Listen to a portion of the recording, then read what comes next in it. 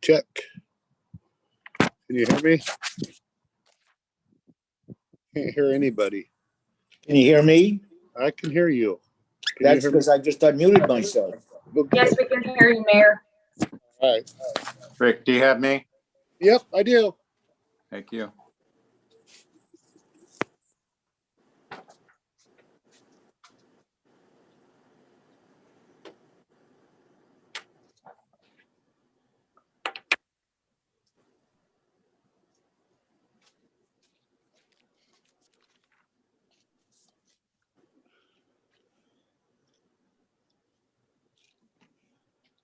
Is anybody else sitting outside on this lovely day?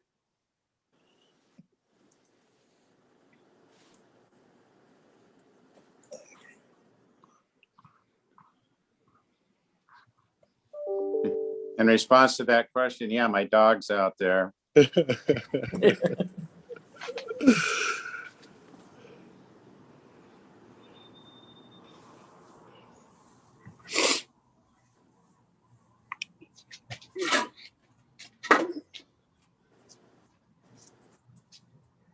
Mayor, we are live and recording, so we can start whenever you're ready. Hey, we'll call this work session to order Wednesday, March 3rd. Time is 1 p.m.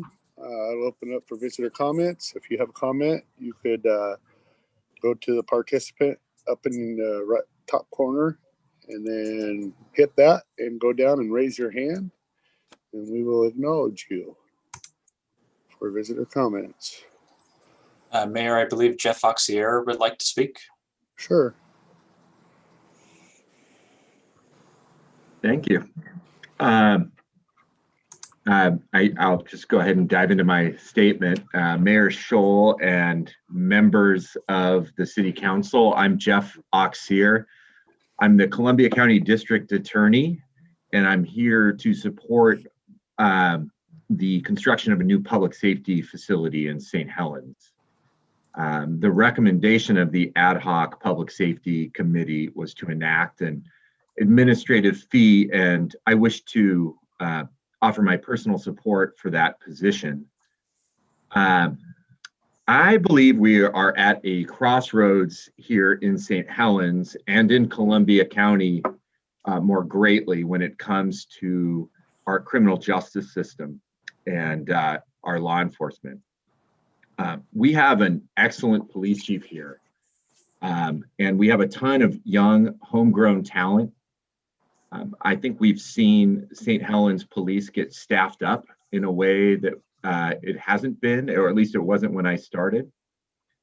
And it's also a time when a lot of officers from the Portland metro area with experience and training that may not be present within our local law enforcement at the same rate are looking for new places to work. And Chief Greenway, I think in large part because of the energy he's brought to St. Helens PD and his background in Las Vegas, has turned St. Helens into the sort of police force that is on the cusp of becoming a destination agency for officers in the region. For a lot of, the money isn't the same, but for a lot of police officers, they want the satisfaction that comes from playing a meaningful role in making a police agency better and being able to work on major cases right away and get the sort of breadth of experience you get from a small agency. From my vantage point, the only thing standing in the way of the St. Helens Police becoming that sort of agency on the state level is its current headquarters. These experienced and highly trained officers from other agencies are, they like the St. Helens PD command staff. They like the work we're doing out here. I receive phone calls and text messages from these officers on a fairly frequent basis, to be honest with you, because I worked with a lot of them when I was doing gang prosecution in Multnomah County. And when they reach out to me, they're also reaching out to Hillsborough PD and Forest Grove and Tigard and you name it. And when they come out here to grab a beer with me and check out St. Helens,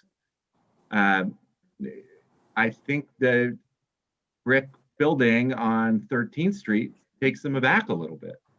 And not only because of the optics of it, but also because of some practical barriers and limitations that come with having a headquarters that small and that limited when it comes to resources.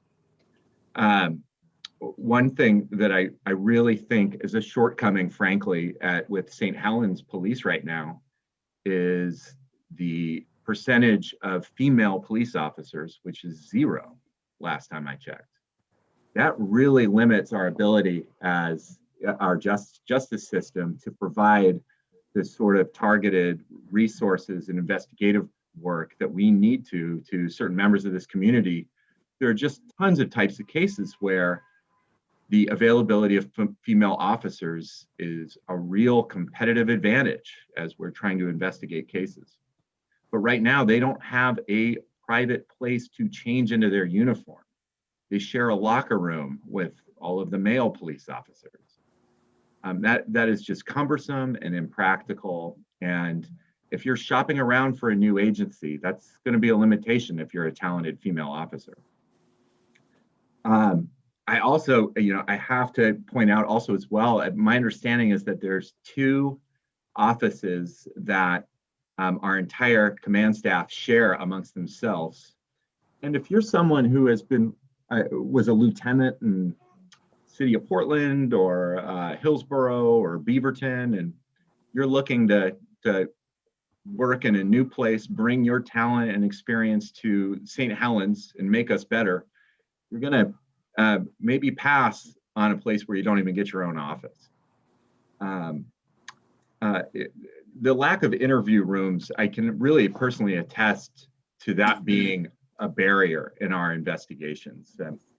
This is really just one anecdote, and I've used it before in this context, but there was a case where I was called out in the middle of the night to investigate a matter where a man sexually abused an 8-year-old girl and then shot the 8-year-old girl's father. And we needed to interview that 8-year-old girl that night. And Corporal King did an amazing job under the circumstances, but he interviewed her in the lobby of St. Helens PD. If I understand correctly, I think he had to kick out the other witnesses and have them presumably stand outside while he conducted this interview. That does not meet the professional standards in 2021 for interviewing a victim. It had to be done, and we did a good job of it. But that's a real limitation. And I do fully appreciate that imposing any sort of surcharge on the citizens of St. Helens at a time like this, whether it's small or significant, it's all going to have an impact, especially in 2021. But making good cases and having the sort of investigations that are solid and thorough and result in quick plea deals and appropriate resolutions of the cases that don't go to trial, that saves a lot of money for taxpayers too. You're going to have fewer cases go to trial. You're going to have fewer people out in your community breaking windows, stealing cars from our hardworking citizens. There really would be an impact on the margins, and I believe that it would save the community money, from my humble vantage point, if we had a modern public safety facility for some of the reasons I just described. I've taken up a lot of time, but I really see momentum with the city of St. Helens right now when it comes to their police force. And I think Chief Greenway is doing the most to take advantage of that. But I don't think, I think that momentum will hit a cinder block wall, if I can use that turn of phrase, if we don't modernize our current facilities. So I wanted to offer support for this. Thank you, Jeff. Thank you. If you're not familiar, Jeff Oxier is our DA here in St. Helens, Columbia County, actually. And I really touched me when you were talking about Corporal King and having to interview that girl. That's not okay. So thank you. Thank you, Mayor. Yep. All right. We'll keep it open for visitor comments. Like I said, if you'd like to make a comment, please raise your hand. And I am not seeing any hands raised. So let's go to our first item on our agenda, which is employee length of service recognition. Kathy, I apologize. I didn't forgot who we had here.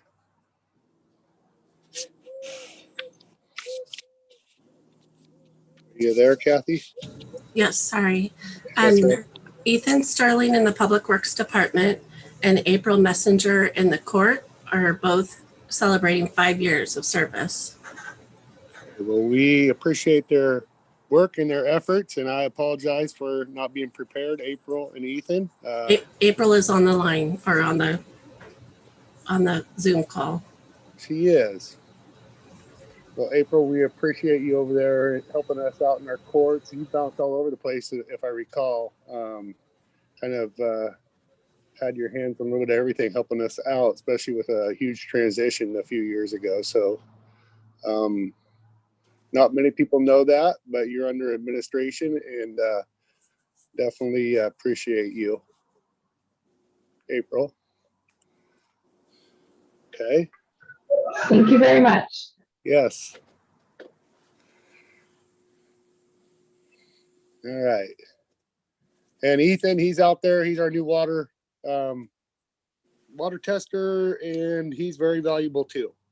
He does a lot of things throughout the city. He's pretty much done everything, but the water testing requires certain certifications, and he has earned them already. So, a rising star. All right. So our next item on the agenda is Columbia County Economic Team sending the annual report. Paul Vogel, Executive Director. How you doing, Paul? I'm good, Mr. Mayor, if I can make the mute button work. And I'm going to try to share my screen. I'm not a pro at this, so let's give it a go. Huh. Matt may have to allow you to. Yep. Paul, you're a co-host, so you should have the ability to share. If not, I have the presentation as a backup. Would you mind just throwing it up there, Matt? I think we'll save the counselor's important time. Thank you very much.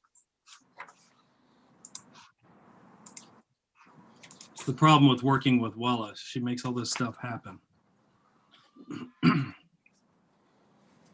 I don't have a specific amount of time designated here. I'm going to try not to take all your time, but you've been gracious and let me present just verbally previously, and I thought I would bring some facts and figures and that sort of thing with me today, and I appreciate the chance to provide you with an update. Next slide, Matt. Thanks. So these are the key things I want to hit on is really culminating with 2020. What were we focused on? What are we focused on now? I tend to think of things in terms of now, near, and future. And so what are we doing right now after 2020 and transitioning into 2021? Hit on some of these key items. What I think is important, a very important role for CSET is communication and outreach. This opportunity to speak with you on really a quarterly basis is an important part of that. But as a partner and as a member of CSET, the council, I think, deserves to know, what it is we're doing, who we're talking to, who we're working with, and whether we're robust enough in that activity. And then provide you with just some general updates, not just from the county, but also among the region and the state in terms of our partnerships and what we do. Next, Matt. So looking back, we were doing the same thing that everybody was doing, focused on the same thing everybody was focused on, and that was COVID and the pandemic. And you recall in our previous conversations, about the time I came in, we needed to pivot very hard to small business. And something we'd never done before was be in the grant business. And we got in the grant business. And starting with the last grant round first, we actually participated or managed 3 full grant rounds, in addition to being involved in some other grant programs.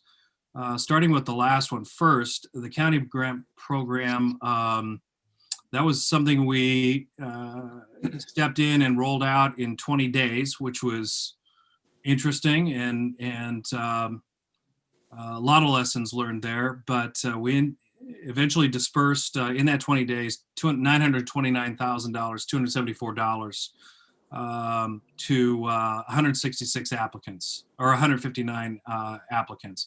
It's a significant number when you have only 7 applications that you can't fund. We don't like not funding any of them, but some you simply can't. There's federal guidelines, there's state guidelines, and there are county guidelines. And so, but that is a relatively low number percentage-wise. The second round that we had administered, round 4, sort of walking backwards again, that was $529,000, almost $530,000. Again, only about 7 applications did we actually have to turn down, and I'll touch on that again in a minute. And then the first round, one we actually set up with the county, and then we matched it with Business Oregon. That was about $212,000, almost $213,000. 61 applications, 53 grants. The important thing about getting those numbers down is none of these small businesses and few of the nonprofits who are applicants are in the business of being grant applicants. And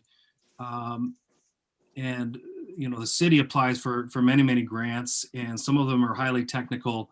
These are small business grants. These are businesses we're trying to help keep open. And so we spent a lot of time working with them, following back up. Please send us this. That's not legible. Please scan it right side up. That sort of thing. What we really need is a P&L and that sort of grant management, which it was extremely time consuming, but worthwhile because we got the denial number down, and it also introduced us to an awful lot of businesses and organizations throughout the county. We're on a first name basis with some of these businesses now, and that's something we couldn't say a year ago. So overall, CSET managed a little over $1.6 million in grants in 7 months last year.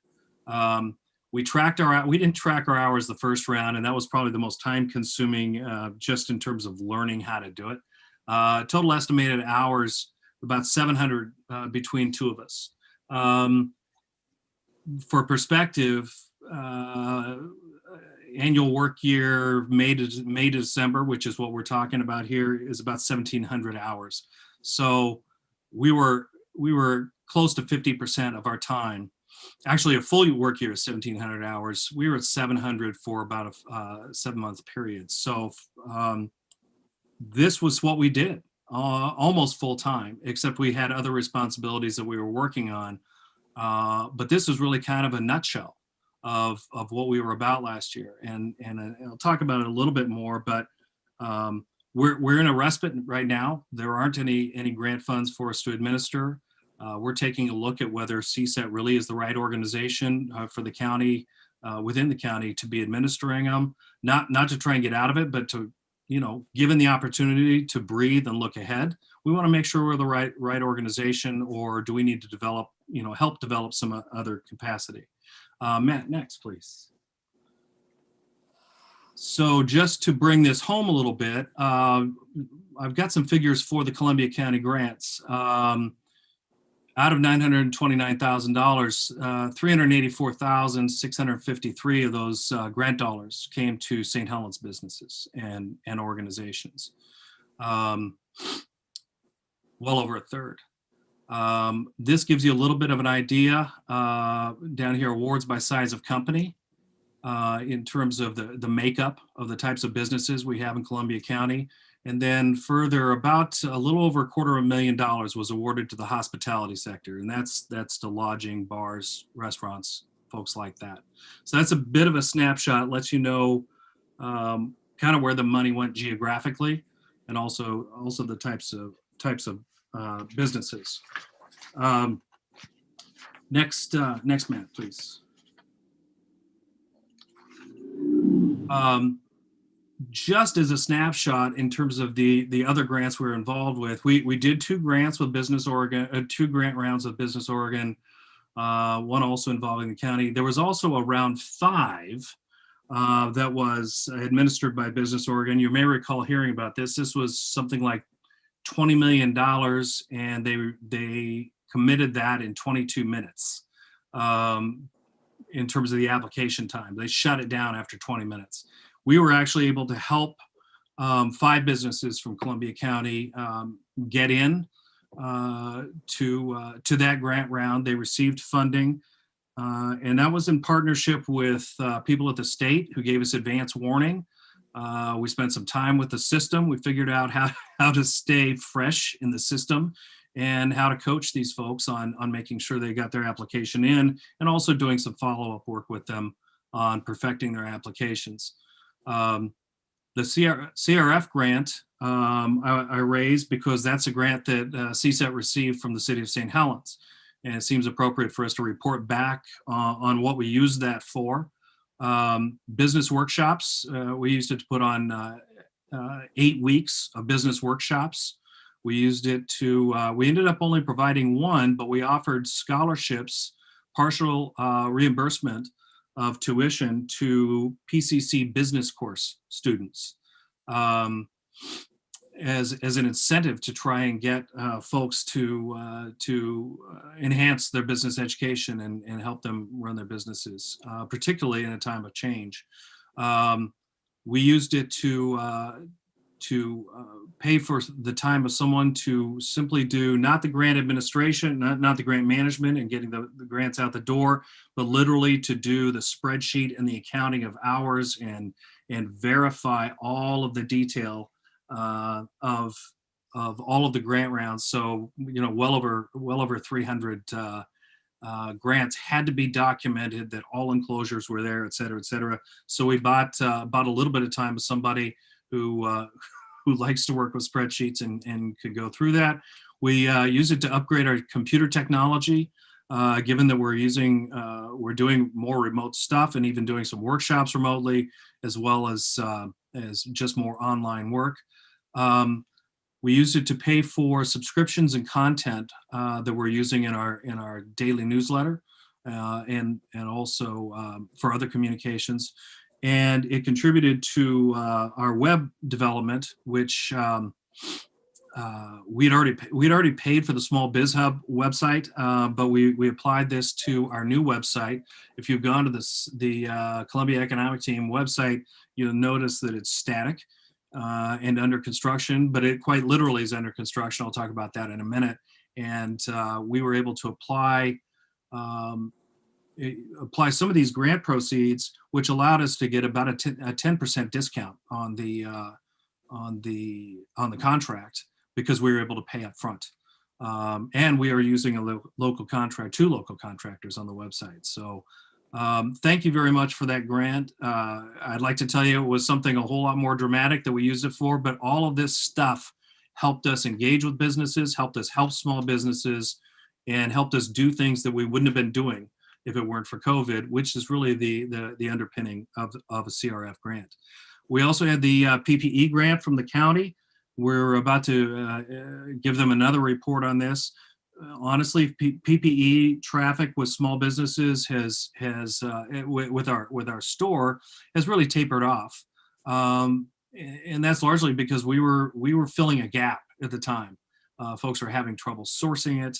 We've now been involved with the county with bulk acquisition, not even purchasing, but it's free material from the, whoops, we went backwards. There we go. From the state, and I'll touch on that in a little bit.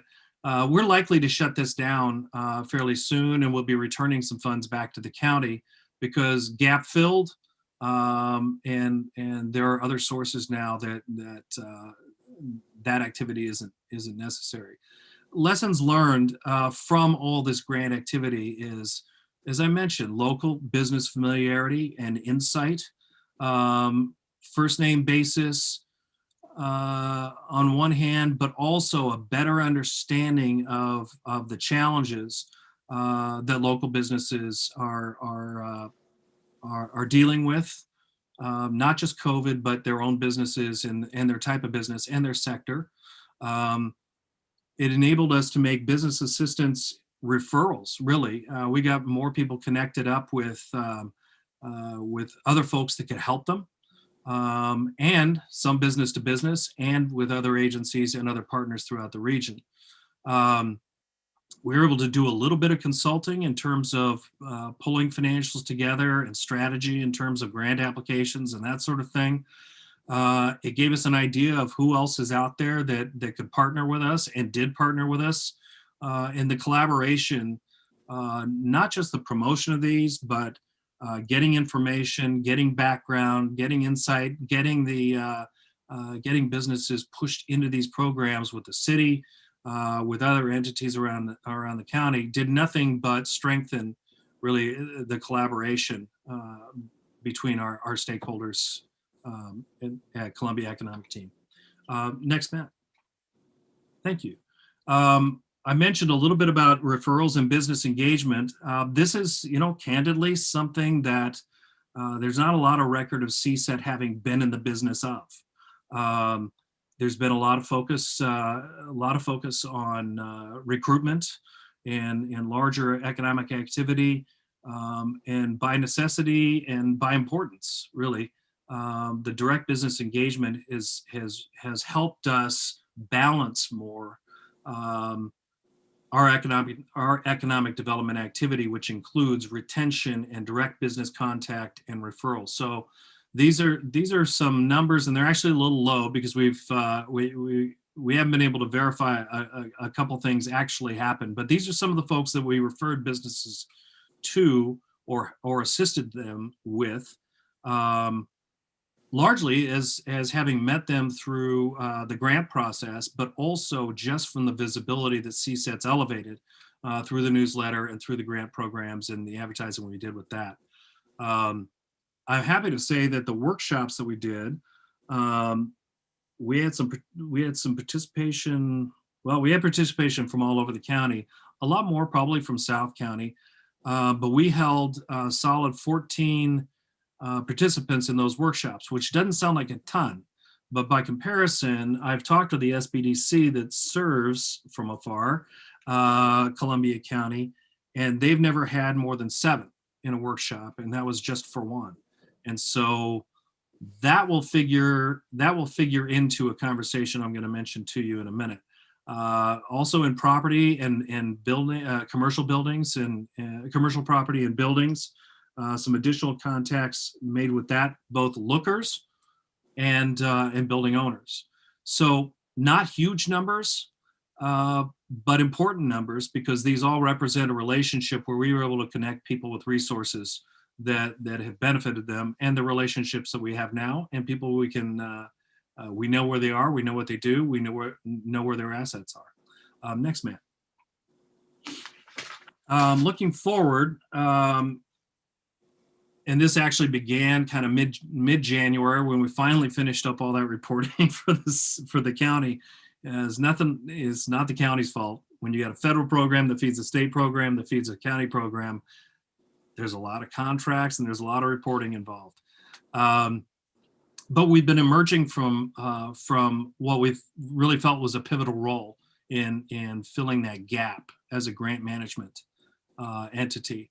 And we're shifting more to balance full economic development, which is not just recruitment, but it's also retention and expansion, it's research, and it's engagement with folks and getting them connected to resources to help them grow, help them run their business, help them start businesses.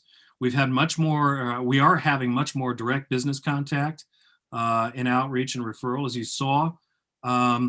Frankly, we're getting back to business a little bit. We spent so much time really administering a whole new channel that, being new to this, I hadn't really had a time to go through and kind of retool some of our administrative and organizational functions, as it were. And we're actually able to turn back to that, kind of clean things up, get some new things in place, do some more planning going forward. I'd like to tell you that the board has had a strategic retreat. We've tried, but we haven't been able to gather yet, and we're hoping that we hold on at our risk level so that we could do that at the end of March, which will provide really the 75,000 foot strategic goals that we'll be developing our work plan under. We are focused on small business resources, which I'll touch on a little bit more, and by that I mean, excuse me, not ours, but developing new ones. We have seen a pickup in investment inquiries and prospects. I've got some numbers for you that I'll share. And we are increasing our marketing and our marketing capability with the website redevelopment and some other activities, and I'll touch on those some more. And our stakeholder engagement and updates. We are absolutely maintaining those. I think it's important to the City Council as a stakeholder and also a member of CSET that you know that we are actively maintaining accountability and transparency with the other partners and key stakeholders throughout the county.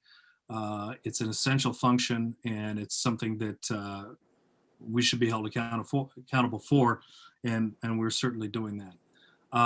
Matt? Thank you. Quick snapshot on expansion, recruitment, and investment. I was before the council a few weeks ago regarding an enterprise zone application by Cascades. I'm happy to tell you that that was approved by all sponsors. We've signed an agreement with Cascades. I believe we'll be doing some sort of announcement in a week or so, but that'll be another 21 jobs invested here.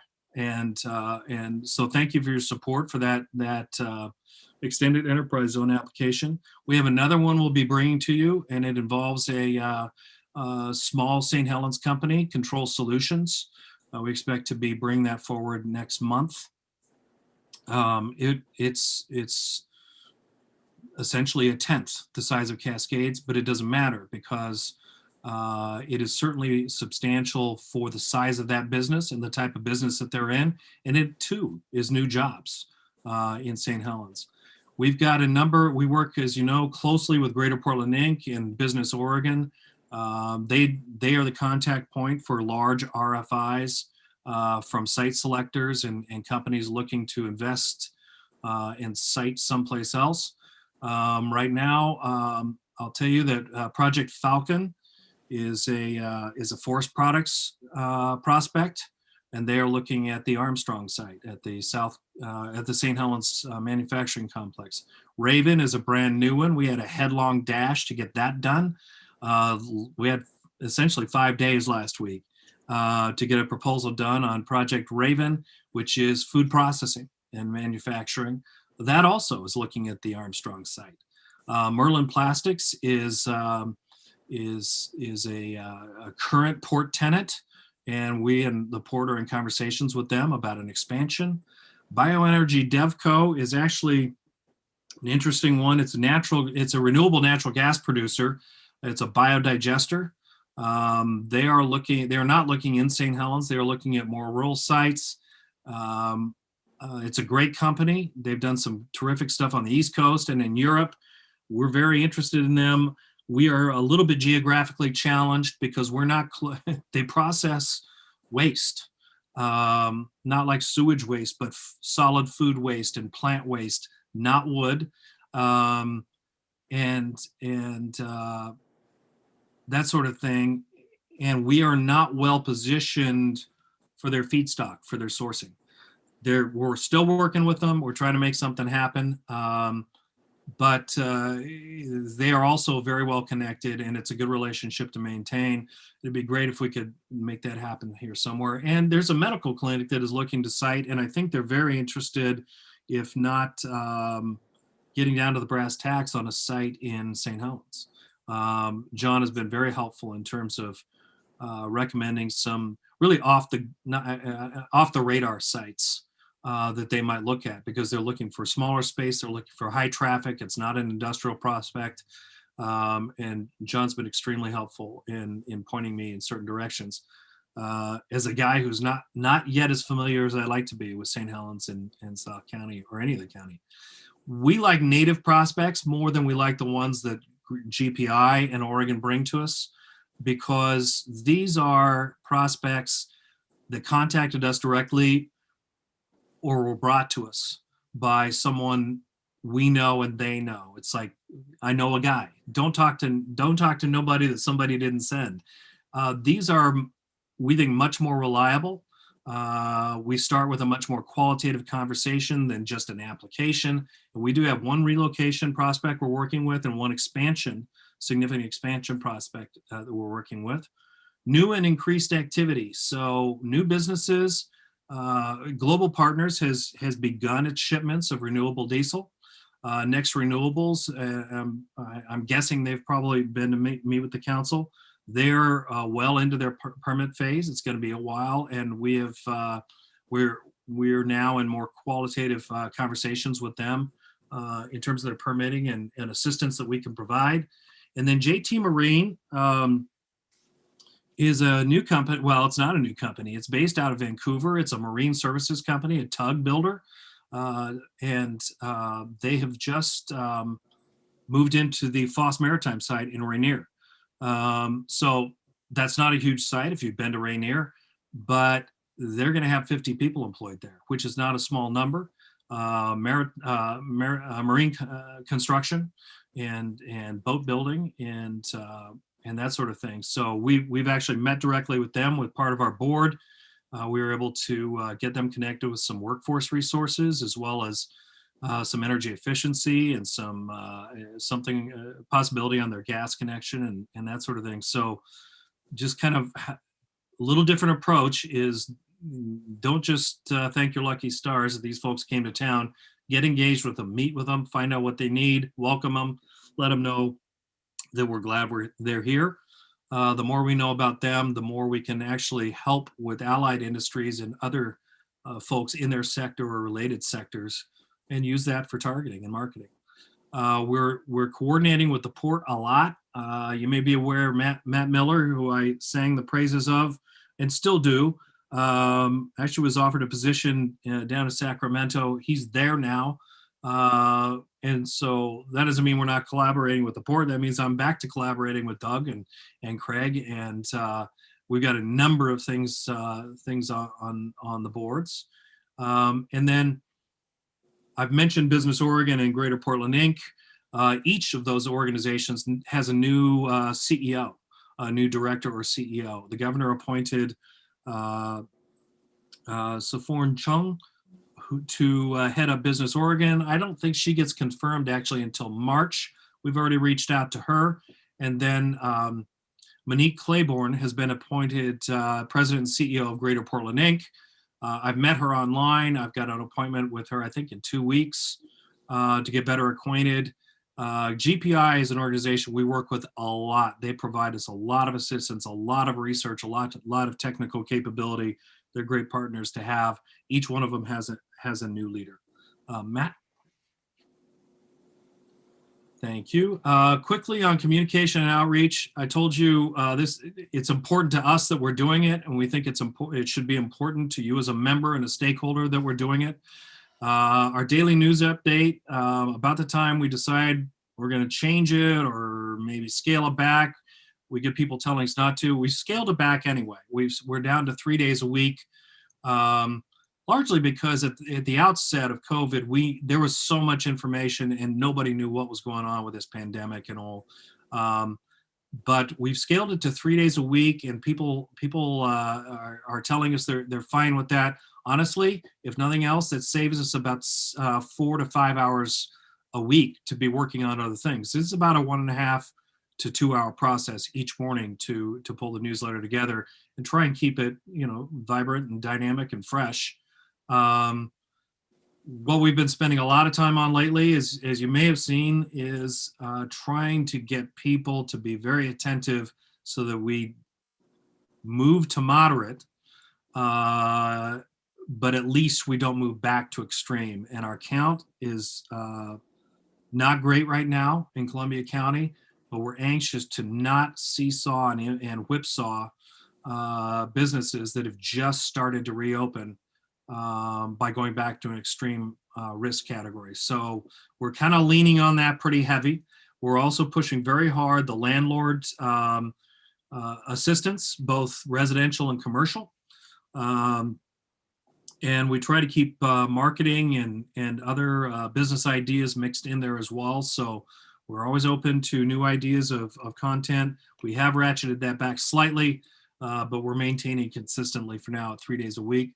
Website, logo, and branding. We're under really a logo and a rebranding at Columbia Economic Team in conjunction with our website redevelopment.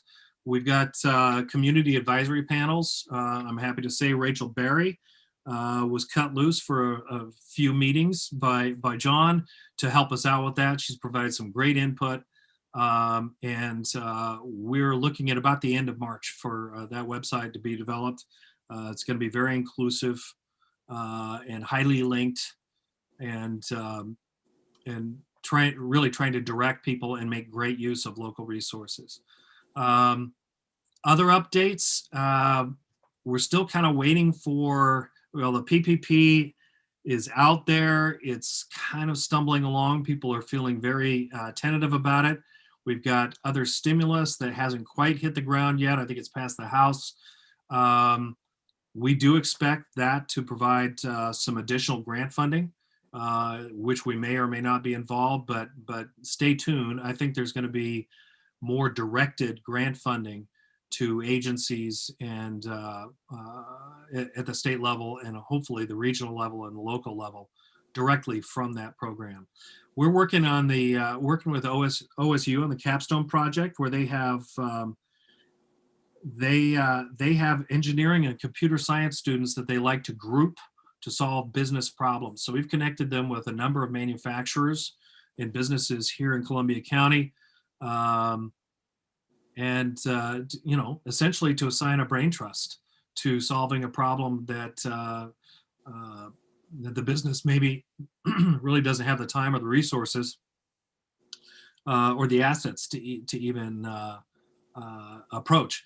We haven't had one take yet, but it's a great resource. It does not have to be paid for. It's something that uses our higher ed system and a bunch of really smart people that think very differently than I do out of computer science and engineering, and it's a great resource. Legislatively, you know, we're not partisan and we're not terribly politically active except on specific economic development related issues. I will tell you that we rely very heavily on Rachel's expertise in the government affairs realm, but otherwise we're pretty much staying aligned with the Oregon Economic Development Association on public policy and legislative issues. Workforce is growing both in demand by prospective new employers and in the capabilities. The PCC Training Center, Workforce and Training Center at OMIC is, I believe, soft opening in the very next few weeks. And we've actually been able to make a lot of referrals between our workforce partner and employers, some of whom were existing here and just didn't even know workforce existed. We're staying active in regional solutions and the equity and recovery, really trying to make sure that Columbia County still has a legitimate seat at the table in the initiatives and the policy decisions and the governor's budget that has been released and we're not all that happy with, but we're staying engaged on that. And we're doing a CSET community report, which we're aiming for the end of our fiscal year, which is June, to do essentially an annual report. We haven't particularly done that and published it out in the past, but we are working on that, and we'll have input from each of our members and our partners in that. Matt? Should keep this moving here. General updates. I mentioned the high risk. We're very focused on that and focused on the numbers, and I'm nervous about it. We don't like the governor's proposed budget in this way only. She cut Small Business Development Center funding, and we are on a jihad to get a small business development center in some form in Columbia County, which moves down about four bullets. I will tell you that our activity level and our partnership over the last year in terms of engaging with business and the grants has elevated our relationships with the PCC small business folks, the Oregon Small Business Development Network, Business Oregon and the state, and we are making good progress. It's early days. We're making very good progress to get a small business assistance center set up here in Columbia County with a local person, not served from Lloyd Center, which is how it's been in the past, and frankly, just doesn't really get used. I mentioned the things that we're pushing in the communication. We're still waiting on the federal stimulus. We did just successfully get a small $28,000 destination development grant from Travel Oregon to correspond with our bike and our trails in 4 cities, small cities around the county. And they just rolled out, Travel Oregon just rolled out a new program yesterday, and we're having conversations with City of St. Helens about some of its interests and needs to focus on their applications for this next round, which I think officially opens on the 15th. We've been pushing a number of workshops, not that we're putting on this time, but that others are putting on that we can get access to folks for. But we are early conversations, and we've joined with the education committee with the South County Chamber and they have a goal of putting on more workshops going forward. PPE, we're tied into the state program. We'll have bulk PPE coming back to Columbia County next month, working with the facilities director on that. My board would love for me to get out of the PPE business, and we're going to, but it's just too solid a connection. We've got the relationships there, and we need to get it handed over to the county. Broadband action team, St. Helens has kind of been ahead of the game a bit when it comes to thinking through broadband. There is a regional broadband action team through Colpac. We are a part of that, and very, very interested in solutions, not just for recruitment and having a good backbone, but also in terms of what it means to our communities for education, for health. And it's just, with COVID, it has just done nothing but rise further up on the list of priorities. South County Roundtable, again, thanks to Rachel, keeping us all herded, and we're making progress on those. And also, as a CSIP member, we are, there are 3 chambers countywide, and we are maintaining regular contact and meetings with them, connecting with them with business leads, and also to draw them into promotion of events and training and that sort of thing that they can get out to their members far better than we can. Next. And yes, there is an end to this. I apologize for the length, but I just want to thank the City Council for the things that the council does that are unrelated to the Columbia Economic Team, but also for your support of Columbia Economic Team, not just as a dues paying member, but every day there's something that we connect with the city staff about, and also for your support through the CRF grants. And you saw what we were able to do with those. So thank you for that. Thank you for the partnership. Thank you also for the creativity and the feedback that we get on things that we do right, things that we do wrong. And I always have some interesting questions and some interesting feedback from your council. So I will finally stop talking and invite that opportunity, Mr. Mayor, if there is still any time left. Thank you, Paul. Any questions for Paul? I have one. What is an extended enterprise zone? So you're referring to the Cascades deal. So what exactly is that, and how does that help? It's a good question. It's actually an extended enterprise zone application. So a standard enterprise zone exemption is 3 years under the statutes, but you can apply. A business can apply for an extension of 2 years, up to 2 years, but you have to meet some additional criteria. 150 you have to be paying 150% of the annual covered wage for the county. and you have to increase your overall employment level by 10%. And so you have to meet more stringent criteria in order to get that. And you also have to be approved by each of the sponsors of the zone. So really it's enterprise zone, tax abatement for an additional 2 years, meeting higher criteria. Thank you. Yep, thank you. Okay, any other questions for Paul? Hey, Paul, you've been very busy. It looks like a total restructure over there. You did a good job. It sounds like you got a good board, and you're doing a really good job. Only thing is, when you do slow down, please check into the opportunity zones. We've actually, Mr. Mayor, it's a good point. We've been looking hard at those, particularly around the website, because they weren't very well characterized on our old website, and we want to characterize them better. We do have opportunity zones, and we also have new markets tax credit eligibility for St. Helens, as a matter of fact. And so we've been doing a lot of due diligence around those so we can characterize them better and use them better as tools. So, as you know, our mill falls in an opportunity zone and an enterprise zone. Yep. And it should be marketable here eventually. We've got a parcelization done, and we're in the process of moving that forward. So, Yep. Need to know some things about it, just because we need to. People want to buy and build, fine, or they want to lease, whatever. You know. Yep. Okay. Well, right, Oregon doesn't have enough incentives. It's very difficult to generate those locally. So my view is you gotta grab what you got and make the most of each one. Absolutely. Hey, good work though. Well, thank you, sir. Paul. Yep.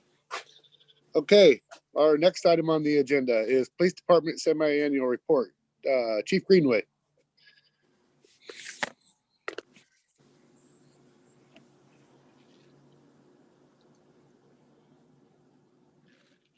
We can't hear you, Brian, if that's you. You might have to unmute yourself.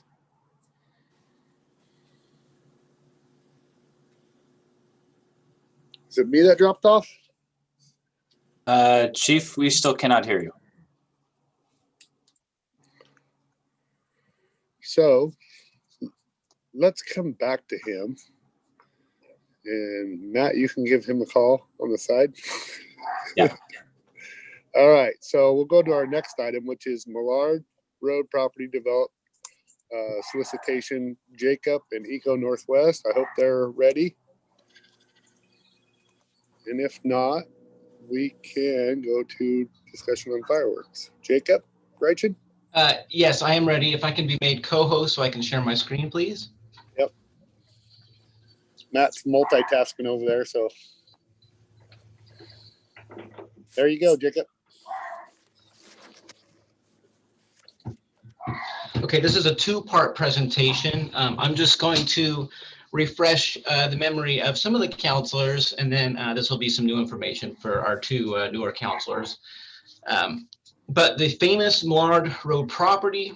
So first of all, where are we at? Here's a map showing our urban growth boundary. It is a property along the north side of Millard Road between US 30 and Ross Road here. Here's an aerial photo of the property. It is vacant, except for on the south side. This is kind of an older aerial photo. There are some foundation areas where a hospital was proposed to be built, but it wasn't complete. And then there was also a footbridge installed by St. Helens High School students many years ago. You can kind of see some of the wetlands on here. And I also just want to note for some of the discussions we're going to have pretty soon, Chase Road here on the west side. This next slide, this shows our zoning map. And you can see this big purple blob, which is the Millard Road property. We have rezoned that to mixed use. And that's significant for this discussion in that you have a lot of options now given this zoning. You can go all residential. There are a variety of commercial uses possible, or you could do a mix of both. There's a lot of opportunity here. The surrounding zoning is residential in nature. And of course, coincidentally, all the uses are residential, although there are some religious institutions. For example, this property here, which has been annexed, also is a church. I also want to note some other things. If we look on the south side here, we do have a sewer line that extends there, so there is city sewer service. And then if we look on the north side, whoops, we have water service as well.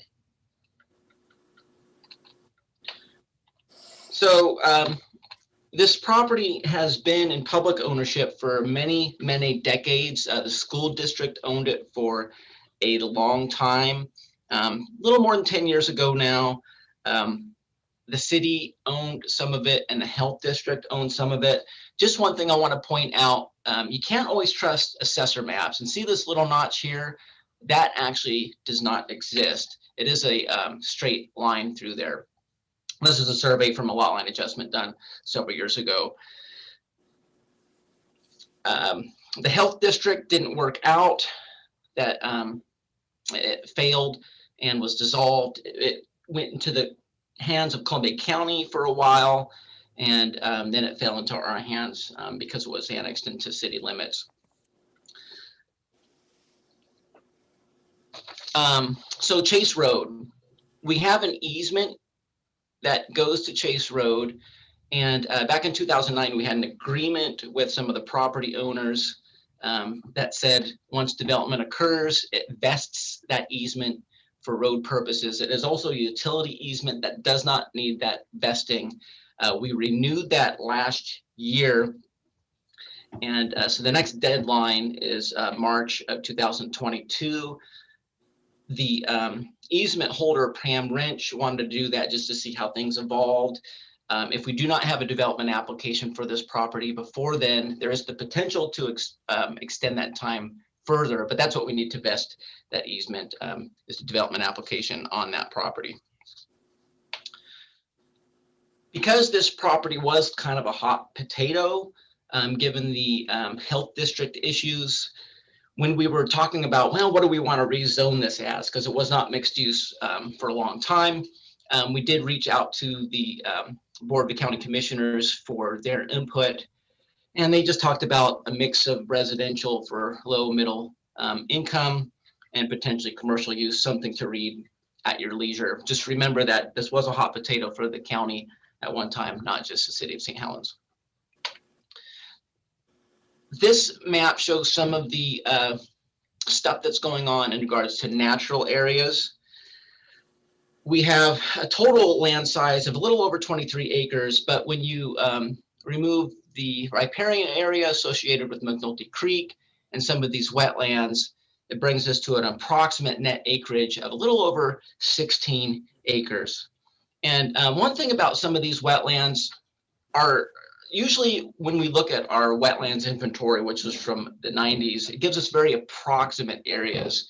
But because the school district owned this for a long time and actually used this property for some of their mitigation areas, some of these wetlands are a little more defined than they would have been.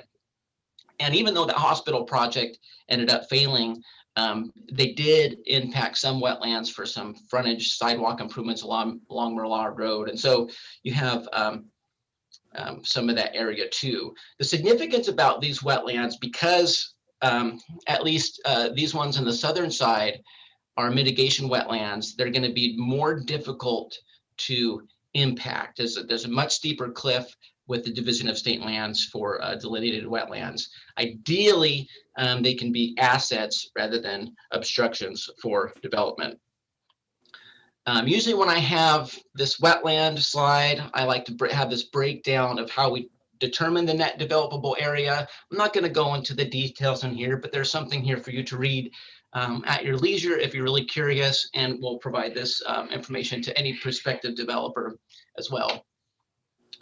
So one thing that we get to hear all the time is cities not following their own policies, cities not following their own rules. One of those wonderful things that we get to hear. And so when we rezoned the property, the one thing that we added to that adoption ordinance was to include this property along Ross Road as a potential choice for our Parks and Trails master plan. This is a slide from our Parks and Trails master plan. It shows a void of park in the southwest quadrant of the city. And at the time, we identified what the city owned. Health District owned this little portion here. Of course, we own it all now, as I mentioned. But the Ross Road property would also be suitable. So a park is possible, but we're not necessarily backed into a corner for it to be a certain type of park that's identified in the plan, which has a certain size and stuff. It could be a pocket park, nature park, something like that. So some of those encumbrances, policy encumbrances, have been removed for that. And another thing, just to point out, our transportation systems plan shows a linkage between Millard Road and Maple Street here. That's another thing that we would work with. And that's basically the existing conditions. I didn't want to take too long because I wanted the discussion to really focus on, looking for a developer. And I'm going to turn this over to our good friends at Eco Northwest to help us with that. Hello, everybody. I'm Lorelei Jensen with Eco Northwest. It's really good to see all of you again. It's been a bit. And also very glad to be working with you all on this important property disposition. Can I have permission, please, to share my screen? What I'm going to do when I can, is run through a little bit of a process overview, what we're expecting in terms of what the RFP process could look like. And we have some specific feedback that we'd really like to be able to get from you all. So we're hoping to save some time for discussion. Okay, are you seeing some beautiful pictures of the site right now? Okay, good, I did this successfully in that case. So this is the process that we are imagining and the timeline for getting an RFP out. So really working on drafting that request for proposals over the course of the next month or so. And the reason that we're really here today to talk to you all is to get some input into what you see as being the key goals and sort of areas of focus for that RFP so that we can make sure that it reflects your input. And then from there, we'll release the RFP in April. And then we do expect to be able to have some, are you still seeing this? Did it just disappear? I see people shaking their heads all of a sudden. What happened? Yeah, it disappeared. It disappeared. Very strange because I did nothing. You know, I've been doing this for a year. You would think we would have this sorted out by now, but yet somehow the technology still surprises us. All of a sudden, everybody's faces were looking at me like, what's going on? I don't know. Anyway, back to the process. We do expect to be able to have some conversations with developers through pre-bid meetings so that they can ask questions about our process and about the site and make sure that there's really goal alignment. And then by the time we get into June, we should be able to review proposals and conduct interviews to identify which development partner to move forward with. The RFP will include information about the site context, a lot of the information that Jacob just went through with you. We do expect to provide an overview of the kinds of public investments that might be possible that have already been made to support the site. We'll go through the market context at least a little bit, talk about some of the details of the site, and also I think really importantly, identify where there are opportunities for partnerships. So for example, if there is a park on some part of it, what those partnerships with the city might look like. And obviously we have to go through the submission and evaluation process in the RFP so that folks know how to respond. So that's a quick overview of the contents for the RFP. I'm not going to go through the details of the market information in detail. mostly just for time. You have it in your packet when we get to the discussion part. If you want to talk about any of it, we certainly can. But I will give away the punchline to you right now, which is that the multifamily housing market in St. Helens is actually performing very well. It's sitting from a pricing perspective just a little bit lower than what we're seeing in the county as a whole or in Portland, but rents are rising at about the same rate and vacancy is not substantially higher than we're seeing in other places. So that's generally a good news story for developers who might be looking at this site for multifamily development. Commercial is a little bit less of an exciting story. There's certainly opportunities for some retail or commercial on the site, but our expectation is that any developer who is looking at this would probably not want to use it exclusively for retail or commercial uses, but might mix in some smaller scale retail along with some supportive housing. So that's what we're seeing as we scan across the market right now. We would include this information in the RFP so that as developers or potential property acquirers are looking at the information, they can be thinking about that as they're evaluating their own prospects for the site. So I'm going to skip ahead through a bunch of these details. Again, very happy to answer questions when we get to it. So these are the goals that we're really seeing for development on the site, and a little bit of what we wanted to do with you today is just get some head nods that this seems like it's headed in the right direction, and then we have some specific questions that we'd like to ask you. So goals: redevelop the property with a mix of residential and commercial uses that meet our market needs, generate revenue for the city. You're not going to move forward with this if it's not in some way providing some sort of something remunerative back to you. And then last but definitely not least is balance the objectives with neighborhood goals, including connectivity and open space. So those are pretty high level goals, but they're things that we would want to make sure that we're articulating in the RFP so that developers can respond in that context. So in addition to those goals and getting just your head nod as to whether those feel like they're headed in the right direction, we are also interested in hearing your feedback on a few other questions. Amenities or uses that you think an ideal development would contain, and then interested in knowing whether there are any uses that you wouldn't consider, just so that we can make sure that the RFP is targeted. And I'm going to pause, and Mr. Mayor, allow if you want to take it from here to facilitate a discussion or provide any comments. Sure. Anybody have any comments on this feature development and what they're proposing and the question that's been proposed? Yeah, I have a couple. Can you hear me, Mayor? Yes. Yeah. We can hear you. Okay, I just don't see me. That's why I asked. One of the things that I see and I dislike is we're following basically the rest of the road. We've got the same amount of single family dwellings, multiple family dwellings. I would like to see a specialty area, really high-end homes, and maybe corporate businesses, small corporate businesses that are not manufacturing. Again, we're seeing what happens in downtown Portland. It may be time to kind of change what St. Helens is and make it an upscale community. Now, as I remember, the state rules about what you can put into a community. You've got to have so many low income, so much this and so much that. Are we bound by those rules, or can we go our own way?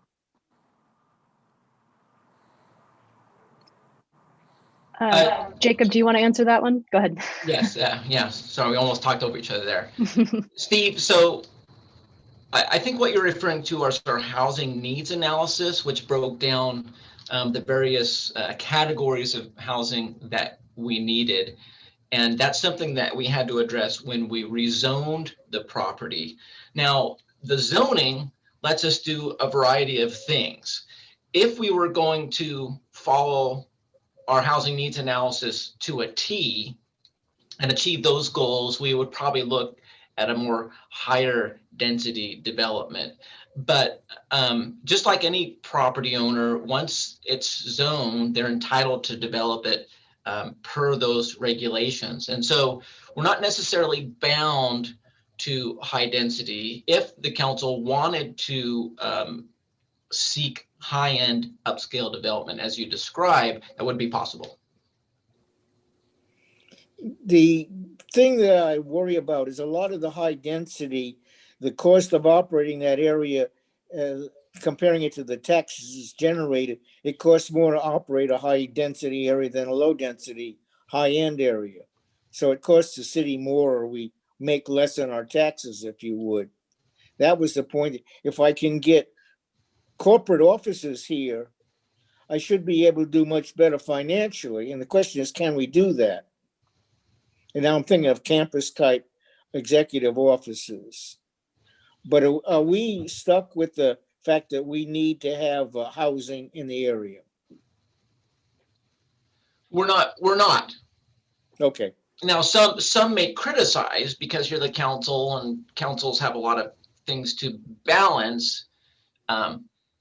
But you would have the right to put offices in there if you wished. Mr. Mayor? Yes, go ahead, Councilor Oh, President. who did I interrupt? I I think interrupted it was somebody. Lorelei. I think it was Lorelei getting ready to speak. I was just going to very briefly respond to Councillor Topaz and say that part of the reason to put it out to an RFP is to allow the market to help to define what is possible on the site. So I anticipate that you would get a range of responses with a range of ideas about how to develop the site, and then we would have the opportunity to select among them.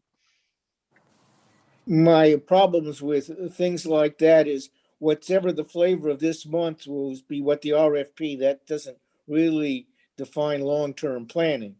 It is, we'll say, most appropriate for the next short term. That's an observation. Your turn, Doug.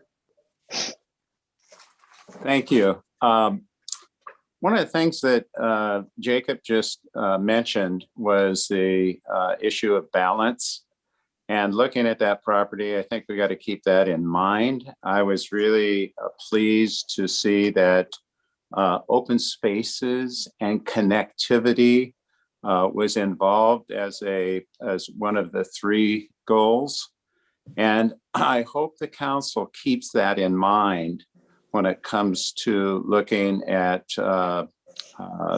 what this is, what this property is going to yield.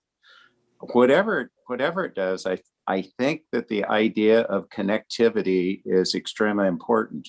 I certainly don't think connectivity is going to take up 95% of the 20 acres or whatever. It would be very minimal. Open spaces, that's another thing. So just as a balance of this area, I think that's an important issue of whatever we decide, that we keep that in mind, that whatever we do is going to be balanced and sustainable. And we really think through this. Okay. Thank you. Okay, other questions for Lorelei? Yes, I have a comment. So I have a couple of questions about this property. I actually went out and toured the property with my family on Sunday. So I got a visualization of first of all, how beautiful it is and how large it is. And it's in a really great area. It's in a very big residential neighborhood. So I would love to see an overlay zone or multifamily use in that area. I think that would be ideal for its location. I would also really like to see a small park, even if it's a nature park in there. It is such a big area that if we're looking long-term for families living in that area, I want them to have some sort of that nature around also. So that would be my point of view on that. And then I had a question about where does the city council come in for the RFP process? Is it once you guys have selected a company? Jacob, I'm looking at you a little bit on that because there will be a panel of people who will review the proposals, and we haven't talked specifically about who would be included in that panel. And we could include counselors on it. Jacob, had you thought ahead to that piece yet? No, we hadn't really, but you are the property owner as the council. And so certainly there's going to be feedback from you before we make any decision. But, part of what we're trying to look for now is the general stuff. Are there any heck no's? And I guess it's really a good question. What level of participation would the council like to have in the selection process? I would love to personally be a part of that. So if we can do a panel, I would love to sit on that. That's all I had. I think Pat's next, or Councilor Berkeley. Hey, thanks, Councilor Chilton. Hey, thank you. Now I suddenly became distracted from what I was going to say about that. Oh, I do.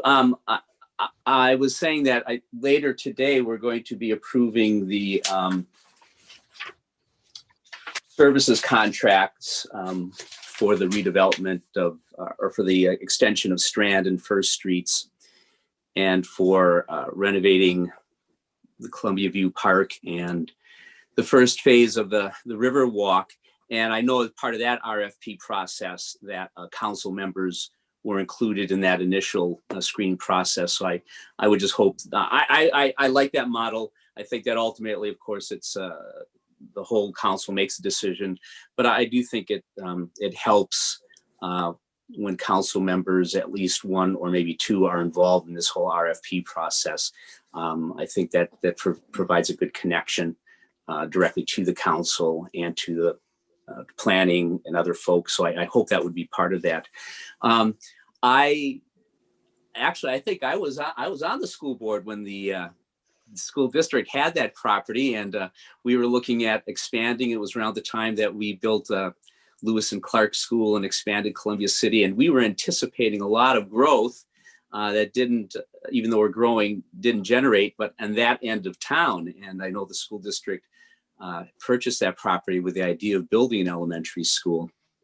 And so it is an interesting convoluted process how the city has come up with this property. I would agree with Councilor Chilton, Councilor Morton, especially with the idea of having some public access, open spaces, as much maintenance of the wetlands as possible. And a quick question I do have: what exactly does wetlands mean being significant or not significant to the city mean? So I noticed that on some of that. So, yeah, great. Good observation, Councilor Burkle. So when it's significant, that is a designation by the city. And that means our development code matters. So if a wetland is significant and you would want to impact it, that means you need a permit through us. If it's not significant, the city may not have as much involvement in its impacts, but you still may have the Oregon Division of State Lands, if it's considered a water of the state, and or the Army Corps of Engineers, if it's a waters of the feds. And our significant wetlands, much to the mayor's chagrin, do include upland protection zones, which can vary based, they're either 50 or 75 feet, depending on the classification. Sure, I'm curious what that comment was, Jacob. I'm just curious what that comment was. We know your love of the buffer standards. Versus our standards versus the state standards, correct? That's correct. Yes, and the state's is more lenient than ours. The state does not have a buffer. They used to at one point, exactly. But the Division of State Lands does not. So you definitely know how I feel, and I don't need to remind about that. Okay. Well, go ahead. Did you have another question? So that's helpful because, gosh, in my prejudice is that all wetlands are significant. are significant. We've got to do as much as we can in any way to preserve them. But thank you for helping me understand that that how the city is more involved with that. I also like the idea of kind of mixed use, maybe not something as dense as what looks like we'll be putting in up on Gable, up at a Gable Road and Highway 30.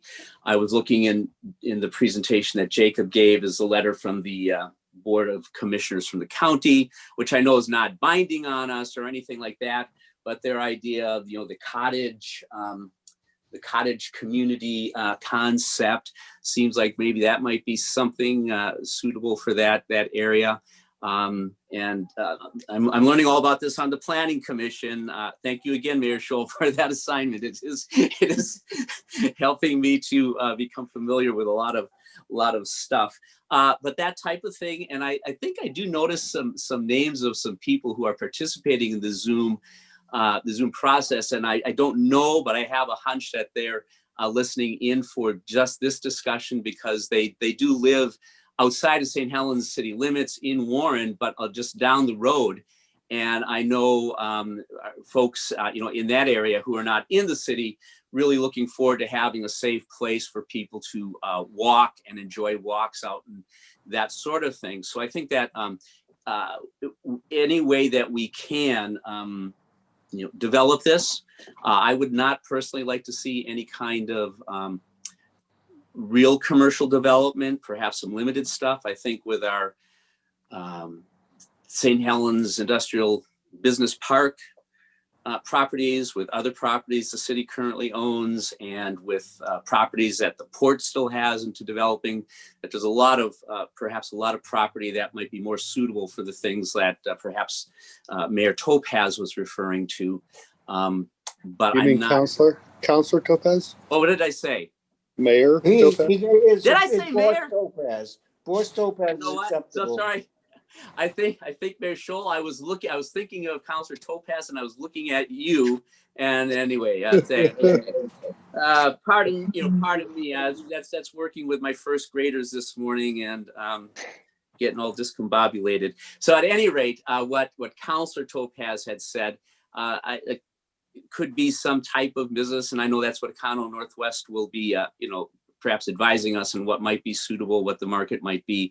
But I think any type of bigger development, we have plenty of other land available for that type of thing. So anyway, mixed use, multifamily, perhaps not medium density, not the high density in some areas, but as much preservation of our wetlands and preserving some kind of corridor that would connect to Maple and and allowing folks to enjoy the beauty of that area. Okay, thank you. So I'm conflicted on this. I liked everybody's feedback. When I sat in on a seminar for our needs for the state of Oregon 4 years ago, we were needing 30,000 units. That year, we only did 17,000. This was at the Leadership Summit where state officials, county commissioners to city councilors and mayors and lobbyists and corporate America all go to this Leadership Summit. And 13,000 minus the demand. That was 4 years ago. So if we are on that pace, and at 13,000 at 2.5 people per house, I think that adds up to about 30,000 plus. If you're looking at even 2.3 per household, 30,000 people that the demand did not meet. So over 4 years now, that's 120,000 people. And we're looking at our homeless problem. And we're wondering, how could this ever have happened? Why are rents so high? Why is this? Why is that? Why can a person work a 40-hour week at McDonald's but not afford to live? There's definitely some significant issues. I liked everybody's input. I think it's spot on. I think connectivity, making sure that the walking trail, there is a path, whatever the development is, that there is a path that comes through that whole development. I think around the wetlands, it would be ideal too. I like the cottage clusters around the wetlands, and then maybe opening it up further to bigger lots, spacious in the back, because it does widen out. I think everybody had some really good input. I will state this one last thing for my wetland issues is you should really try to narrow down the space that you use, because we need space. It's within our UGB and we need space. And that means we are not going to have to reach out eventually. If you really want to protect wetlands, there are significant wetlands out there that are going to be touched in many different ways because we are not shrinking some of them down to the size they need to be. So that's my 2 cents on why some of those wetlands, there are not ducks. There maybe are frogs, but there's not ducks landing. But they're just a quarter or a half mile down the road, there are. And so when that space is not still having ducks in it, and you go a quarter mile down the road and they say, we want to annex into the city and we approve it, then those ducks are being affected because we could have had probably 2 or 3 more houses in that around that wetland area if looked at right. I'm just saying follow the state guidelines. So that's kind of my thinking on it. You know, we need to keep everything as dense, condensed as possible because we are fortunate enough to live in Columbia County where we only have to go a quarter mile to be in the woods. So keep it condensed. Otherwise, that's just going to keep reaching out. And it's going to be 1 to 2 acre parcels that are affected by wetlands.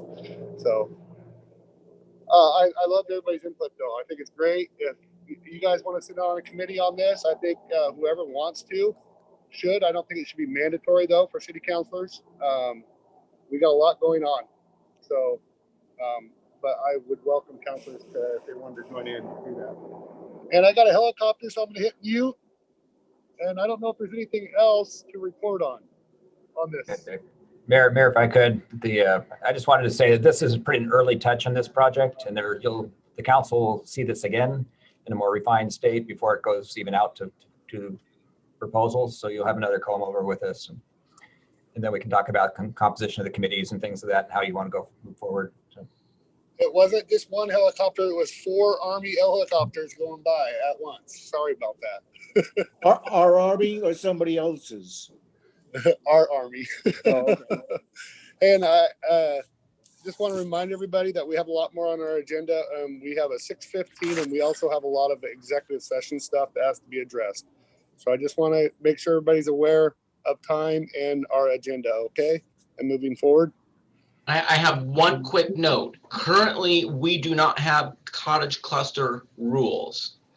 Now, with the code amendments that we're working on now, for your standard, home lot, we do have rules that allow 2 detached dwellings on there. So with an assemblage of lots, you could have something that resembles a cottage cluster, but we don't have cottage cluster rules. So, how hard would that be, Jacob? It's when last year when COVID first started, we kind of wondered, wow, are things going to really slow down? And if they did, my hope was to work on a cottage cluster code so we could incorporate that into the efforts now. But that didn't happen. Development kept full pedal to the metal. So it's simply a matter of looking at all of our strategic plan goals and figuring out where to put that effort. We have a lot of resources to look at, more than that we've had. It's just a matter of balancing projects and time. So other cities have it though, right? Yes. Can't we just hijack theirs and modify it? That when I talk about having a lot of resources, that is one of them, many examples from cities, but we have to tailor it to ours. And, it takes time. And right now, we're finishing up these code amendments. We're getting into spring where there's a lot of questions of development. So that's why I talk about balancing projects and things like that. Yeah, Plus this property, the police station, the riverfront district, etc. There's one gray elephant in the room that we better keep in mind. Because of the state tax routes that we have, we really do need industrial big money. Too many houses with our low tax rate, we're going to be in deep trouble. Most of the people that would live in, say, homes in this area would be traveling to Portland, which at least they don't have to cross the railroad tracks. But I think we ought to expand our thoughts with that realization that our tax system is terrible. Hey, one last thing on that. What I'd like to see mandatory, because I hear the open spaces, is that there's CCRs that they pay for the open spaces, because the city does not have the funding to continue to maintain the parks it has. So I heard open spaces, CCRs, that they maintain it, not the city. That's a must.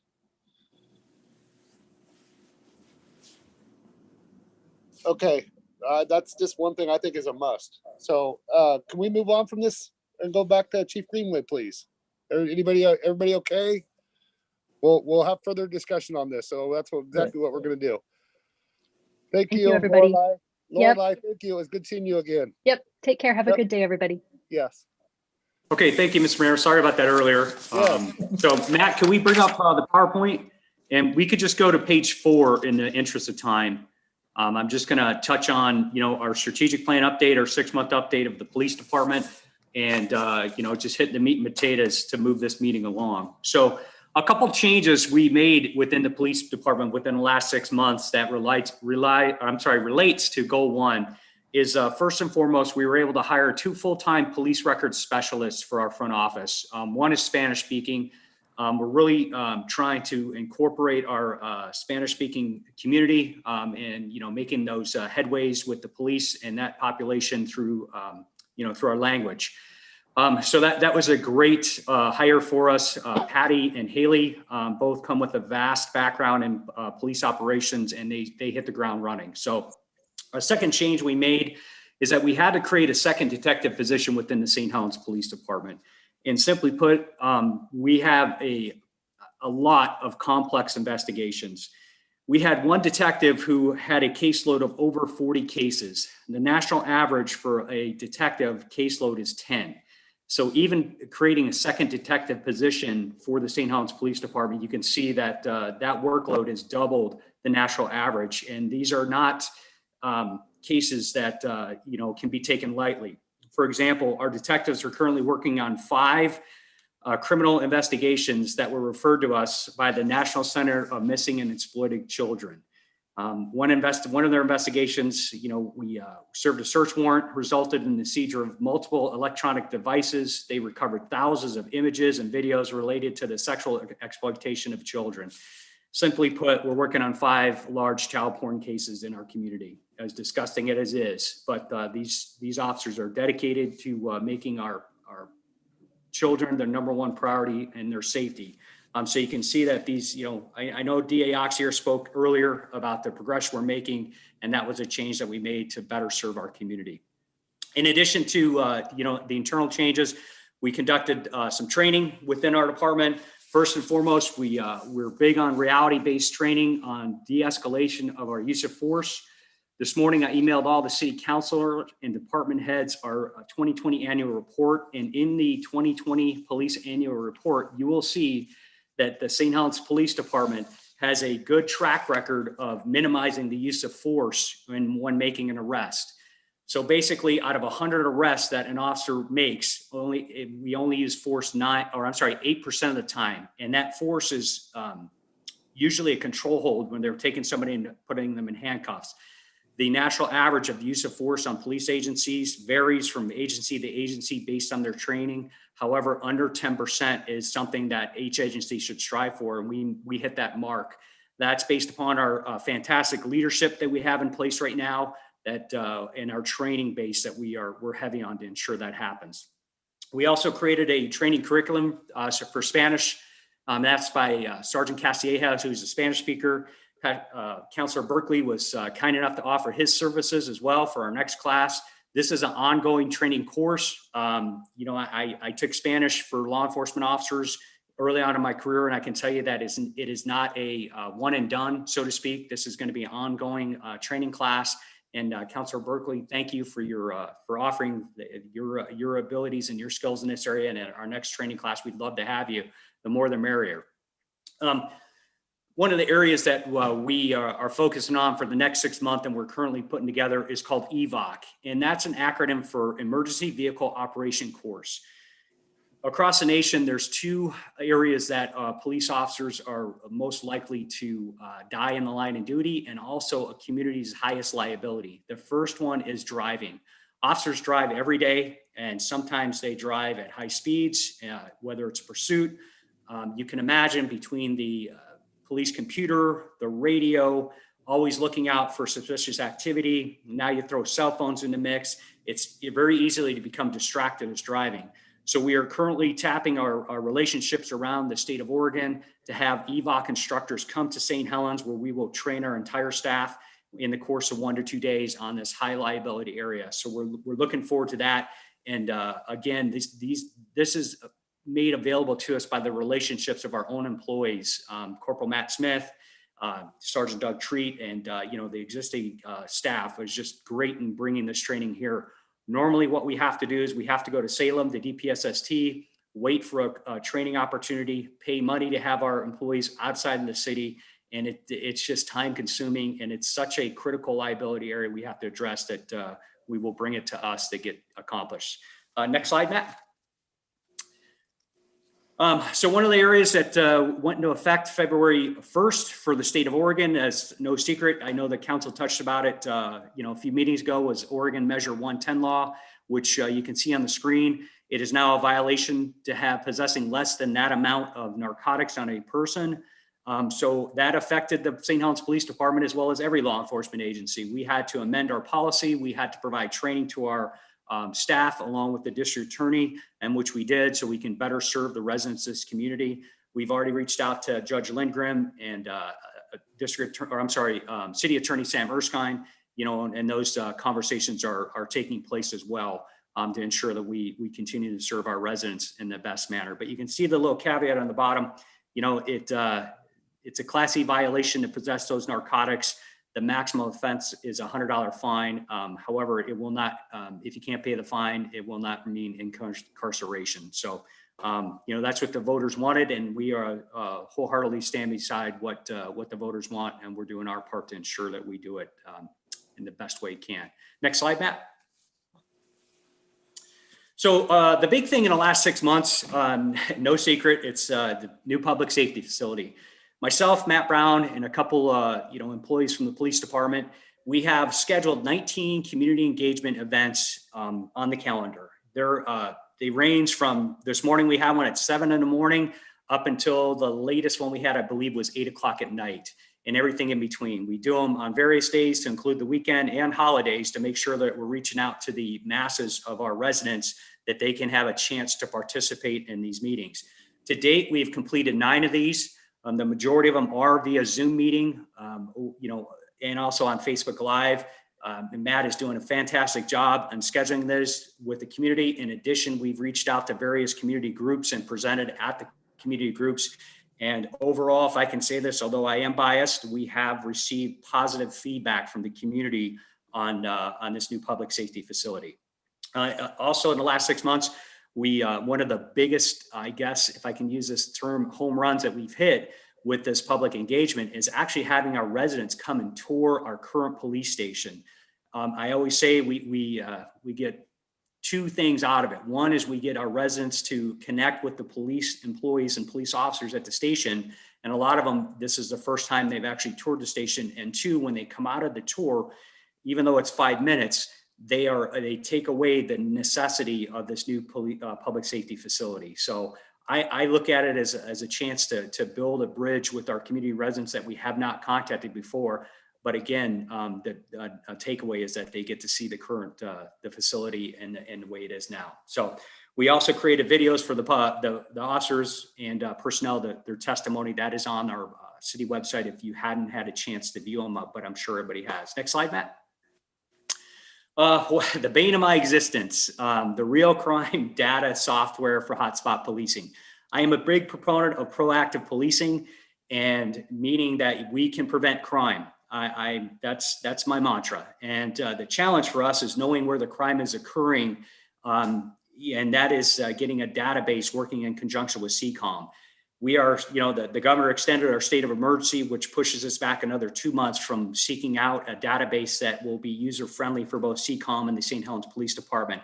However, just know that we are proactively policing in the community, preventing crime in lieu of responding to it. And that's our goal within the St. Helens Police Department. One of the issues that surfaced recently, and I know Mr. Mayor talked about homelessness, was our officers have encountered homeless people camping within our community. And what occurs is that we either CCMH or they will be directed to the community action team.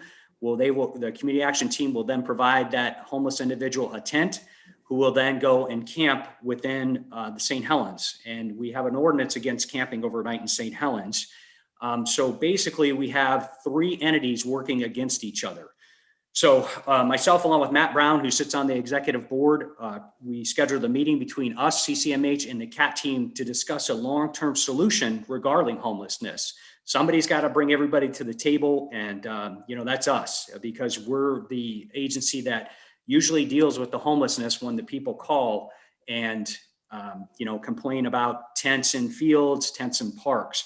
And the meeting was very successful. We are going to continue quarterly meetings.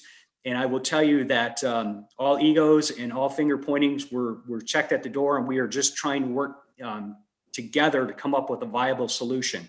Something that's on the table is the possibility of CCMH using their own property to have a temporary shelter to allow for camping there. This is a long-term solution. This is not going to happen overnight. There is a lot of work to be done in concert with each other. However, I'm happy that we're able to come together as different entities and all agree that we have to do something because we are starting to see, not only is our population starting to increase out here in St. Helens, but we're starting to see our homeless population, due to whatever reason, whether it's pandemic or whether they're pushed out of Portland. But regardless, it's something that our residents deserve to have somebody paying attention to this and coming up with long-term viable solutions for our homeless population and our residents. So I will keep everybody abreast of how this goes. The director of CCMH was also going to look into the CAHOOTS program. And for the life of me, I can't remember what that acronym stands for, but I can tell you it's a program that's used across the United States. I mentioned this before, where when people talk about defunding the police, they're basically talking about taking money that's earmarked for the police and refunding that towards mental health services. St. Helens is unique in our city budget that we do not have money marked for the mental health services. However, Eugene Police Department actually has this program where they dispatch a EMT, emergency medical technician, along with a counselor to any homeless, not homeless, but people in crisis. This way the police only get summoned if it's a violent situation. And that off the bat has been very successful for the Eugene Police Department, that model. And there's a lot of communities across the United States going to this model that will, de-escalate any potential violence when a person is having crisis. So Mr. Jacobson has been discussing that. He's going to do some more research. But again, it's very comforting to know that CCMH is open to exploring other options within our city when it comes to people in mental crisis. And it's comforting to know that our community action team is also open to coming up with a better system, working together on addressing our homeless situation. So that was promising. And like I said, I'll keep everybody abreast of how we kind of progress in this. But again, it's funny, Matt Brown wears a lot of hats, and he's on the executive board as well as former Councilor Locke, and he was instrumental in getting this meeting to the table. So thank you, Matt, for that. And the final thing that I'll talk to you about is our body worn camera. That's BWC tagging program. In along the lines of police reform, we did identify an area that we want to improve on. Currently, when an officer turns on their body worn camera, that footage stays within our database for 6 months if the officer does not tag it, meaning that we go on calls and they activate their body worn camera, and not every call results in something of significance. It could be, and I'll use this for example, 3 weeks ago when we had 27 vehicles that our day shift officers pushed out of ditches that were stuck. So they activated the body worn camera, but aside from an officer pushing a car out of a snowbank, it's not very exciting. So there's no reason for us to retain that in a retention database. So our new data program will allow us to retain all body worn camera footage for up to 5 years. And it's an automated body worn camera tagging program. It's just kind of an infrastructure thing that we're working on. But the 3 reasons that I want to do this is that it adds to our legitimacy, it adds to our transparency, and it adds to the police department's accountability to ensure that, 7 or 8 months down the road, we discover something occurred on a call and the officer didn't think anything of it and didn't tag that body worn camera, and that's footage that we can't get back. So this would give us a 5-year retention program or ability, I should say, that will assist us in the long run. And I'll finish up on this. Again, I mentioned it earlier, everybody was emailed the 2020 St. Helens Police Department annual report. I encourage everybody to look that over. We are making progress with the St. Helens Police Department. Our focus obviously is the public safety facility and making this the safest place in Oregon for our, to live, work, play at. And, on behalf of the men and women of the police department, thank you to the mayor and city council and everybody from staff on your support and continued support. We look forward to continue to move forward. So I am open for any questions or comments. I'm sorry if I kind of spoke fast. I know that we're pressured for time, and I just wanted to hit the highlights. So. All right. Any comments for Chief Greenway? Question. Chief, I've got a question. I'll ask it a little later. Go ahead, Jessica. I think or was it Patrick? Yeah, just real quick. Cahoots. I quickly checked out the Eugene website. Cahoots, crisis assistance, helping out on the street. Cahoots. Yes, thank you. We use so many acronyms. I lose track of how many acronyms we lose, and I was like, I can't remember the long ones. So understand. No, your description was very good, and kudos to you, Chief Greenway, and Matt for being involved in that organization addressing the homeless. I do know that Councilor Topaz is oftentimes referred to needing to the city to be involved in these solutions. I've always been concerned ever since, I don't know how many years ago we shut down the camping at McCormick Park, which I understand the decision made for that, but that then we didn't really, I think, have a plan on how to accommodate that. So I really appreciate your work, and Matt, thank you for being involved in that. Look forward to hearing how that process goes so that we can be more proactive than reactive regarding the homelessness. So thanks. Yes, sir. Thank you, sir. Chief Greenway, along with what Councilor Berkeley was just asking or suggesting, is the county involved in this solution as well? Are they an active participant with you on that, in that group, or is it just the city? Well, as our first meeting, Councilor, was just the city, but that's something we would like to expand on to bring other resources into this, because this is a countywide problem. In layman's term, with the CAT team given tents, the only really area of people to camp is at near the Scappoose Airport. So in lieu of kind of shuffling our problems to another jurisdiction, I say that we bring everybody to the table and start looking at a long-term vision of how we can, work on something. We'll never be able to fix the homelessness problem. I think everybody agrees on that. But right now we're just kind of shuffling them around the city. And, but yes, I will ensure that our next meeting, we have the proper county representation here. And it's, and I'm sure you agree, Councilor Morton, that it's always good to have many people at the table, because, we're not the experts, and somebody might have a resource and a service that they can offer that we weren't aware of.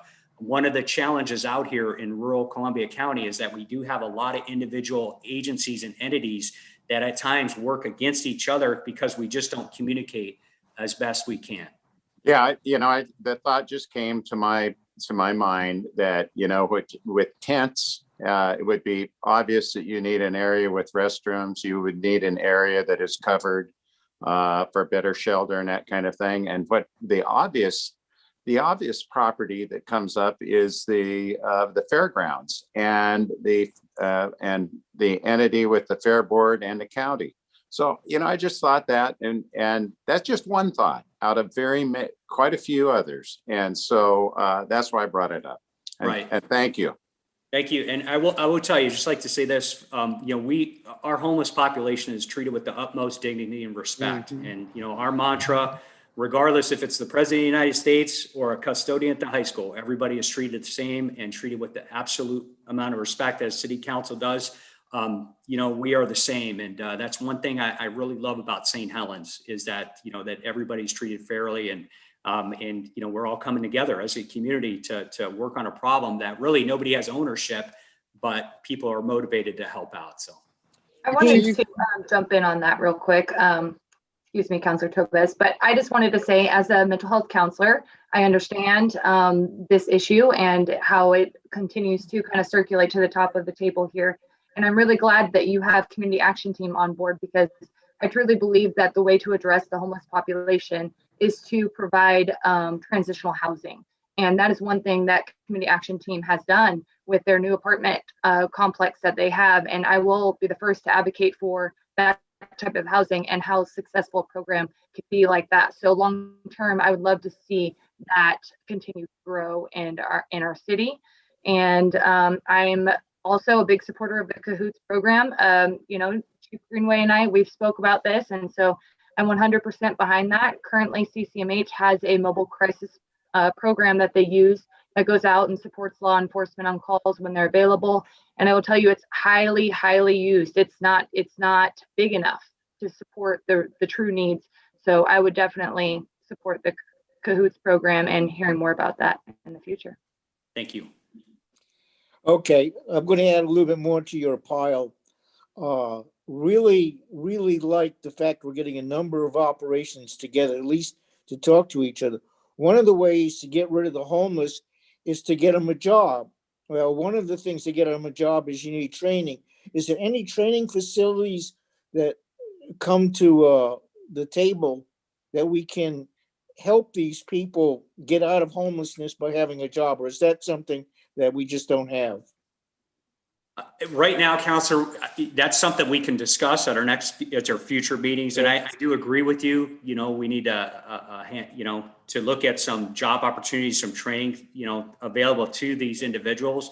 But again, that's out of my realm. However, I would more than willing to bring that to our next meeting to discuss. And that's why, to Councilor Morton's point, to bring in more outside agencies into the mix, not just a city-centric, will be beneficial. But again, this was just our first meeting, just to kind of introduce, discuss, and then move, get this ball rolling. And again, I just say that I think it's got potential, but this will be a long-term solution because of all the entities and the council knows more than anybody how government works, and the bureaucracy sometimes, and the decision, as much as I'd like to say, okay, write a check and let's build whatever we need to build. It's a lot more involved than that. But I envision, quarterly meetings, and then even you have to have more, and possibly seeking out grants, whatever it is to get this ball rolling.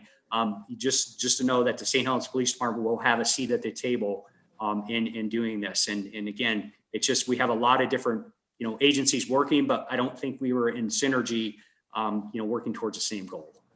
So this homeless is taking up a little bit of this report, and it's been a wide range report, very professional. Appreciate all your efforts that you give to the city of St. Helens, Chief Greenway.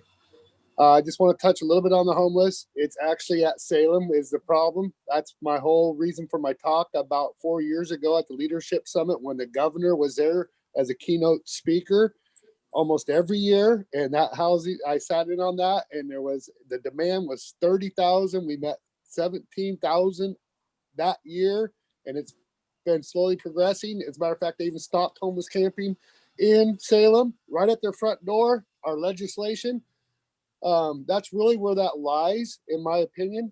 I really like that in your report. You're looking out for our guys. I think he called it, was it EVOC? EVOC? Yes, EVOC, Emergency Vehicle Operation Course. Yes, I really like that. And just, you're continuing to do the meetings, 9 of them already and 10 more to come. And it is highly important that we be able to have a decent facility for our officers, and not just for our officers, for our citizens. So very, very good report, Chief. And I appreciate the speed too. You are a fast speaker.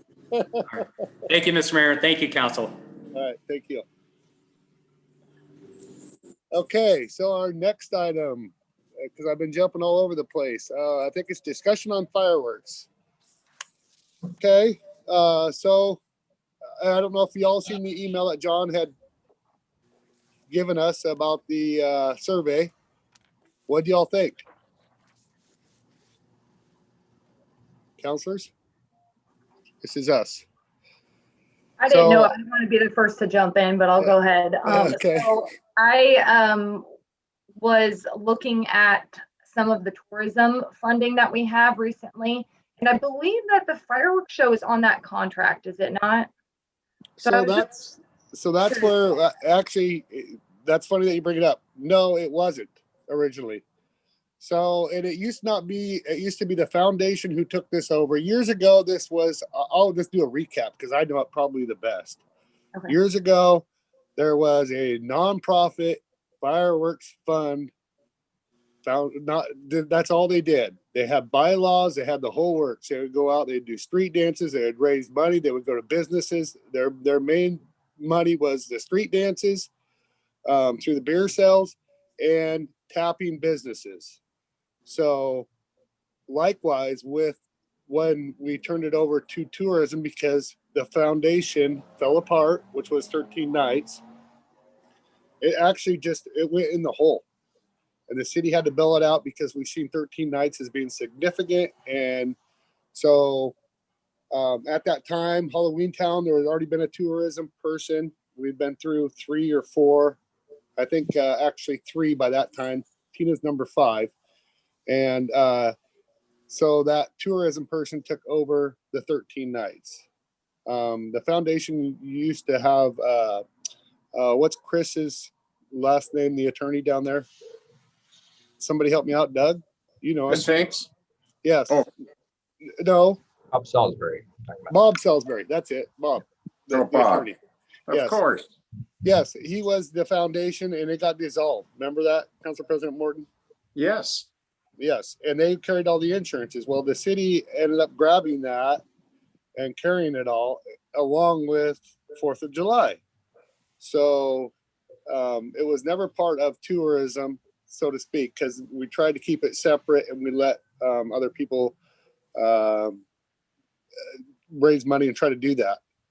So that is not true, exactly what you're saying. We dumped it on her 3 years ago because myself and Councilor Locke were trying to deal with it. And we said, we already got too much stuff going on. And the rest of the council agreed to dump it on tourism. So, well, I mean, I understand your view on that. And I understand maybe what you're getting at is that it's not the correct location for that event to be, but it is currently under that contract. Yeah, that is correct. The language, it does show that one of the 4 major core events is to work with regard to 4th of July, is to work with a community partner on the execution of fireworks. And it's been really difficult to come up with that community partner. So we've done a pretty good job. It's really a difficult event because of for all the reasons I detail in my memo to you out there. Mr. Mayor, one of the things that got thrown into this is obviously money. There was the canisters that were spread around town, but at one time the mill put a whole lot of money and help. And when the mill closed down, a big leg of the stool folded up. So, keep all the confusion to muddy the waters up going. There was no good, simple reason why it just went away. There was a whole bunch of bad reasons. Well, and just to clear up the confusion, the mill always supported it, but the bill was not a major contributor, and it always was $18,000 to $20,000. And I actually have been in talks with Diane Dillard and Judy Locken because my Uncle Ed, who ran it from 1980 to I think 2012 or 13, finally his body was donated to medicine and worked on for 3 years, and they finally got his ashes back this year. And they really want to see a show happen. And I'm like, well, the reason we put the survey out there is because you know as well as I do, Diane, who was a big part of it for a lot of years. You can look at the articles. You know as well as I do, the main revenue was to tap businesses for money in order to have the fireworks show to generate 18,000. How can I legitimately, in a pandemic, go and tell our tourism director to start tapping businesses for money for fireworks? That's why the survey, that's why the idea was to try to have tailgating to generate revenue this year. I feel it is insulting to businesses to go and ask them to donate to have a fireworks show when they're just barely coming out of a pandemic right now as we speak. And we have to actually have the money, always had to have the money by usually April 1st. So a month from now, and it's too late. We have to make some type of decision if we're going to have this or if we're not going to have it. Well, based off of what I read in that, it doesn't look like people are happy with having to pay for it. So it looks like the city's just going to have to bite the bullet here, is what it sounds like to me. And it's going to be another knock at the city about not completing something for the citizens. And that's really unfortunate.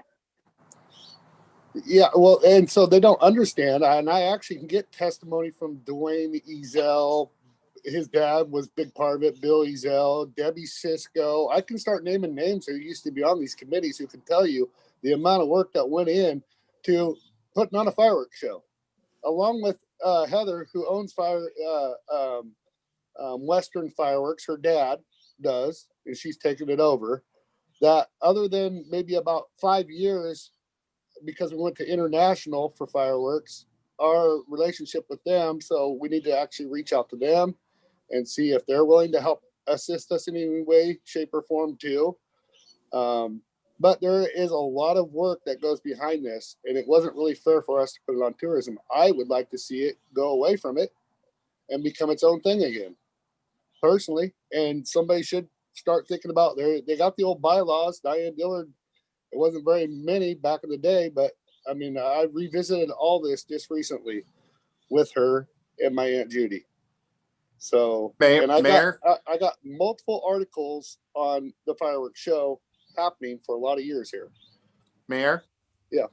After reading through all those emails and all the opinions, it's pretty solid to me that what you just said is a good option. It just needs to at some time go back to a public entity to that our citizens to work through this.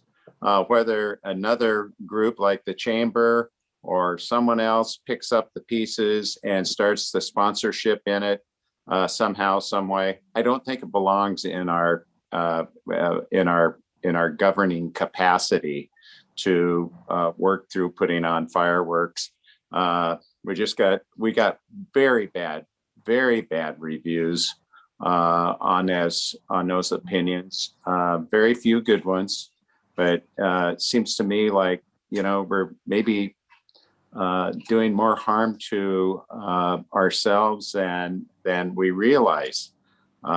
There's a lot of unfairness, taxpayer dollars doing this without it. It's just, it just goes on and on and on.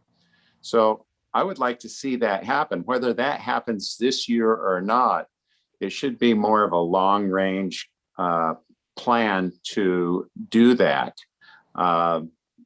This year might be something very special that we could do as our, I would like to see our last hurrah for the city taking the responsibility of working the 4th of July thing, because from those opinions, it certainly didn't digest well. If they were something like 60% or 65% positive remarks about the 4th of July, issue with the city putting that on, I would have a different sense. But after reading those, I was fairly dismayed about should the city continue this? And to me, it's definitely not. I think you stated it very well, Mayor. So the overwhelming response is it was, I forget the exact percent. Maybe somebody could look at that real fast.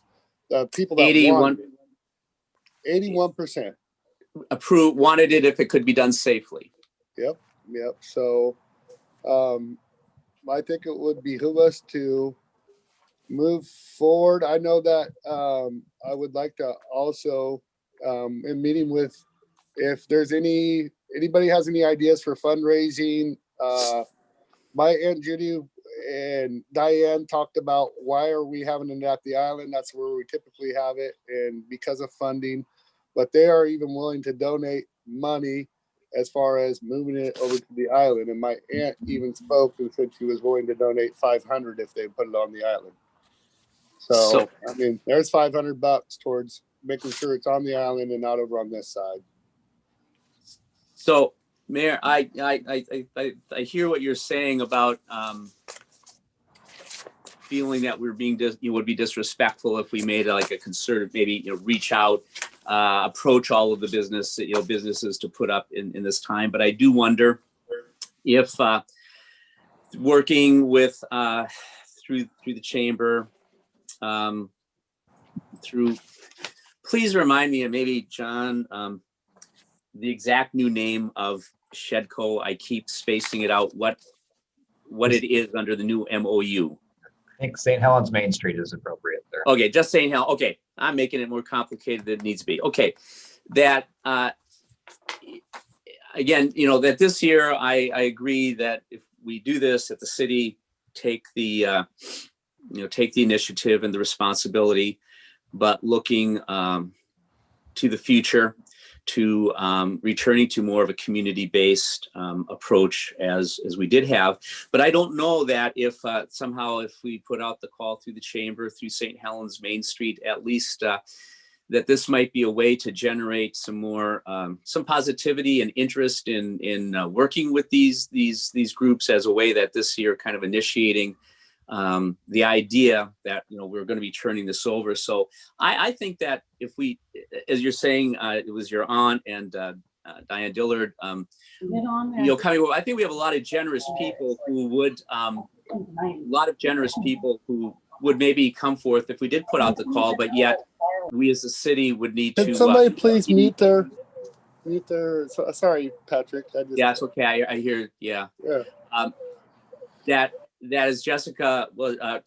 Councilor Chilton was saying that we need to if donations or whatever aren't forthcoming, that this year we need to bite the bullet and and come up with it, but with the idea that we are going to be working towards the long-term goal. And I see that Tina has her hand up, but so that's just kind of what I want to say. I'm for it. The city going with it, if we can do it safely and with a good plan, that whatever the COVID status is at the time, that we can follow all the protocols to ensure public health. Sure, and in moving forward, and I don't know that it even has to be an entity like that. They have their own bylaws, and the city could continue to support as far as like it always has. And I know this for a fact, always has helped with the transportation of fireworks back and forth from the island with their barge. And I think that's something that needs to be addressed even this year because of our relationship with Sand Island, that our barge, the third, fourth, fifth, at least the barge itself, the flat barge, the working one, is utilized for future fireworks. That is something that is totally up to whoever wants to think about taking this over. I do see Tina does have her hand raised, so I'm gonna Tina, can you unmute yourself? While she's doing that, Mayor, I just wanted to go over that there's a couple of pieces to this. There's the financial piece component of paying, how do we pay for the fireworks, and There's also the logistical piece of it as far as, the tailgating and the compliance with all the health regulations and, concerns in that arena as well. So doing it safely or maybe two different things. I think perhaps Tina can talk about some of those potential challenges. Because there are other communities doing fireworks. I spoke with Western Fireworks yesterday, and the Blues Festival, the Vancouver Waterfront, and Longview are not doing fireworks this year. The cities that are doing fireworks in our community are Clatskanie, and Rainier has it scheduled for Rainier days at this time. She made an observation, because I'm like, how are you getting a permit? I really am interested in finding out how you're getting a permit to encourage people to gather. And what she told me was that fire marshals were somewhat leaving it in the hands of the city. However, the cities that were doing fireworks were only encouraging people to watch it from a distance or inside their cars, and that they were shooting the fireworks up higher so that people could watch from their homes. And so the other point I want to make about tailgating is that the most we've ever made tailgating is like $2,500. So the biggest amount of money has come from going out and knocking on doors and asking them for money for fireworks. There is a lot of people in the comments that you have are just from the survey. They're not from the comments on social media. A lot of the comments on social media are that they would like, to go back to a community event, which of course we couldn't agree more that should happen. And the unfortunate part is that the amount of money that they need to raise always comes to the, oh my gosh, I can't imagine trying to raise that much money. So we have worked with the Chamber and Shedco in the past for fireworks. In fact, Shedco is one of the ones that passed the fireworks off to another group, because it's just very difficult to raise that much money with volunteers. They're basically volunteers who all have full-time jobs. Yeah, that's right. So it's super difficult. Yep. And the one year that I raised the money by myself, it took me 4 months. I mean, of just going out and knocking doors. And, and that was at a time when you could get a liquor license. You can't even get a liquor license right now. So we wouldn't be able to sell beer to cover any, finances that way as well. So to go back to the Western Fireworks conversation, just briefly, they are telling people that, yes, they're doing it, but they're encouraging them not to even come and watch the fireworks or gather. And I just feel like, gosh, how are we going to get people to follow that as a guideline? I just don't know what that looks like. I guess I just don't know what that looks like. So I hear what you're saying. I hear you. I'm just wondering, so kind of playing into role too, and then just thinking about it does cost a little bit more to shoot them off over on the island. About 4,000 more. But you can go with a bigger shell over there, which pushes it higher up, and it broadens the whole. It goes clear down to where Doug Morton lives, all the way past our veneer. Instead of on our side, it's just the veneer and to about the courthouse that you can see a smaller show. So that being said, I know the wishes of a lot of community members are to continue to have it on the island. So that's even a little bit more money to have a decent show. But I think that's where it needs to happen in order to keep social distanced. Yeah, it's about 4,000 more to do it on the island. Yeah, yep.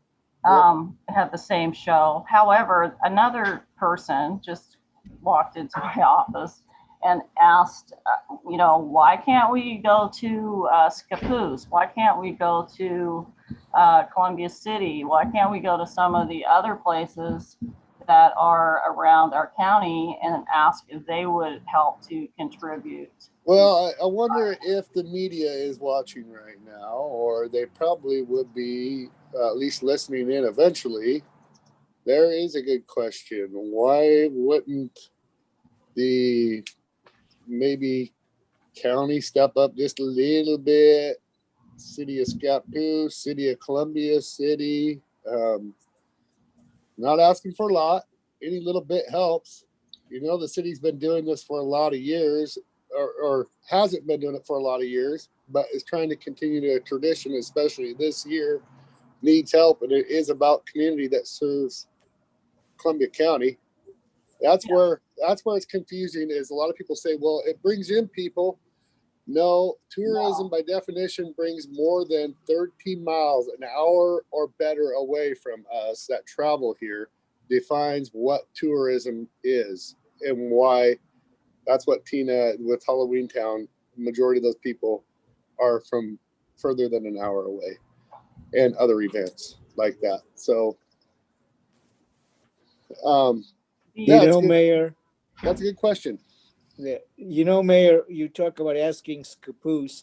How many years has St. Helens asked the people over in Washington to kick in even a penny and been turned down? And how many people over in Washington line the river? I have asked them, Councilor. And have you gotten a no, or has it been an instant no? I sent them a formal letter begging them to help us. Oh, there's been a lot, Tina, and there's been a cold shoulder no faster than. All right, so second. Hey, can we do it? Because we could talk about this a lot. Can we maybe it sounds like everybody wants to move forward, but I think there could be also a discussion about getting some revenue generated and an awareness for medical, donating your body to medicine, which I think is very admirable. I didn't know my Uncle Ed did that. And his ashes being back, he would, I think my aunt has offered to write a $500 check if we could do a little bit of a story behind that, his representation for fireworks, and that some of his ashes they want spread over on the island this year. They just got him back. I got a letter documenting all this. I even have a letter that I could bring for the story if we wanted to create a story out of this and have Crystal just kind of, and she would be the first donator of $500, and maybe people would follow suit. Well, one idea I had was find 15 people that can raise $1,000. Yeah. Find 15 people that can raise $1,000. You've got it made. But I go back to the fact that we may do all of this work, and then the governor could easily just say we're not allowing any fireworks this year like they did last year. There was a couple cities that had it planned, and they put the kibosh on it. So I just want to throw that out there, because I know people's expectations, once you say you're doing something and you put all the work into it and then it doesn't happen, is not favorable. It's still safe to say that we are moving forward, and we can't just not do it, not raise money. So I mean, that's right. Yeah. So and it'll be its own fund. It's not going in anywhere else. We'll set it up in an account. If Matt Brown, you've done that once before through, if they want to send it to our water under fireworks, we can have a separate account. Correct, Matt? That is correct. We did the same thing with the lock-in donations. Yes. And it could be the same highlight. If we, they just got his ashes back. I got a big long letter. It's really touching. I didn't know that they worked on it. Students worked on his body for up to 3 years. They finally, my Aunt Judy said, I was wondering if I was ever going to get his ashes back, and she got them back. So just not even a week and a half ago. So it's kind of like a sign. It really is. It really is. I believe in spirituality. I think it's a sign. So one of the options that, just listening to this, and one of the options is that if we could manifest some monetary funds for this 4th of July, for the fireworks, with the idea that it might be the last time, and it will very possibly be the last time we do it. And we need to turn it over to some other entity in our public to go forward with it in our community. And hopefully that can happen.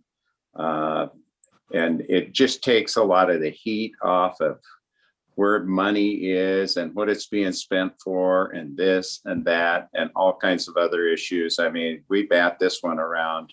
Ever since I've been on council, it's been it's been a nightmare of how we're going to do these kinds of things. And so we can certainly contribute in a smaller way, but not take it on as our responsibility to have this happen as one of the issues. We could contribute to it, obviously, but I think it would be better served if our community takes the ball on this one.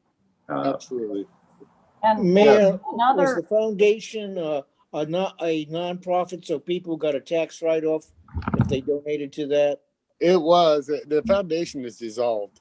I know, Councilor. but the operation, at one time, you got tax relief for a donation. if you write a check to the city of St. Helens as a, It's awesome. it's also a write-off. Okay. Yep. Yes. So it is tax. Yes. So you guys okay with me getting together with Crystal Farnsworth and doing like a press release on everything I talked about as far as, and also the money, you guys see a thumbs up from Topaz, but also knowing that we're going to go over to the island to shoot them off, because that will keep everybody social distance even more. But we're just going to do it. The city's just going to do it. And we'll take whatever revenue we can, and it'll go 100%. I mean, we're going to be, and then some into it. So we're going to bite the bullet this year. Mayor, do you want me sounds to like our budget? Go ahead. I'm sorry, Councilor Martin, go ahead. Yeah, it sounds like our budget committee will have a lot on its plate, and so we can resolve some of those issues when we have our budget meeting. I was going to ask Matt how much we had in council funds. That was my question right Exactly. now. How much do we have in council funds? I believe it's about $8,000 or $9,000 right now. Okay, I'd like to dedicate that and hope that there's nobody coming to us for help. Dedicate that towards. We don't have any retreats till at least after the next fiscal year. So let's just go ahead and dedicate that towards fireworks. Mayor, if I can ask, would you like to have that on as a work session item to vote on? Yes, tonight? yes, I would. Yep, that's correct. That will give you right an opportunity for all other councilors to think about it and then have their official say. Yep. Okay. All right. So everybody's okay with that. I seen a thumbs up from Topaz, but to get together with Crystal and just doing a press release on. Yes. Okay. All right. Good. All right. Let's go ahead and take a quick 10-minute break. Mayor, if I could interject here before you go to break here, we've got a number of things still on the agenda, and we have some legal counsel waiting for us in executive session. So I would propose that and these are, all things that we should talk about here as far as the Riverwalk agreement and the First Street, and the remaining agenda items, to kick those up to the evening meeting to talk about before action. Yes. Yep. We'll do that. We'll do that right in between after all our in between our actions there, way later. So in the meeting tonight. So let's go ahead and take a 10-minute break. But then when we come back, we'll hit the Riverwalk and the First Street. Is that okay? You have people coming on at 3:30, ready to talk in executive session. So. Okay. I recommend we adjourn. Yeah. Okay, so just go ahead and adjourn and do the Riverwalk and that later. Yeah, I think it's going to be the most revision. Need some Okay. time. Yep. And I knew this was going to happen, but that's just the way it is. We got a lot going on. Okay, so we're going to go ahead and adjourn, but we'll be going into executive session ORS 192.6602E at 3:30. Actually, we're going to go 3:32 because we're going to take a 10-minute break. So, and we'll kick the rest of these items up to the evening session. All right. So with that, we are adjourned.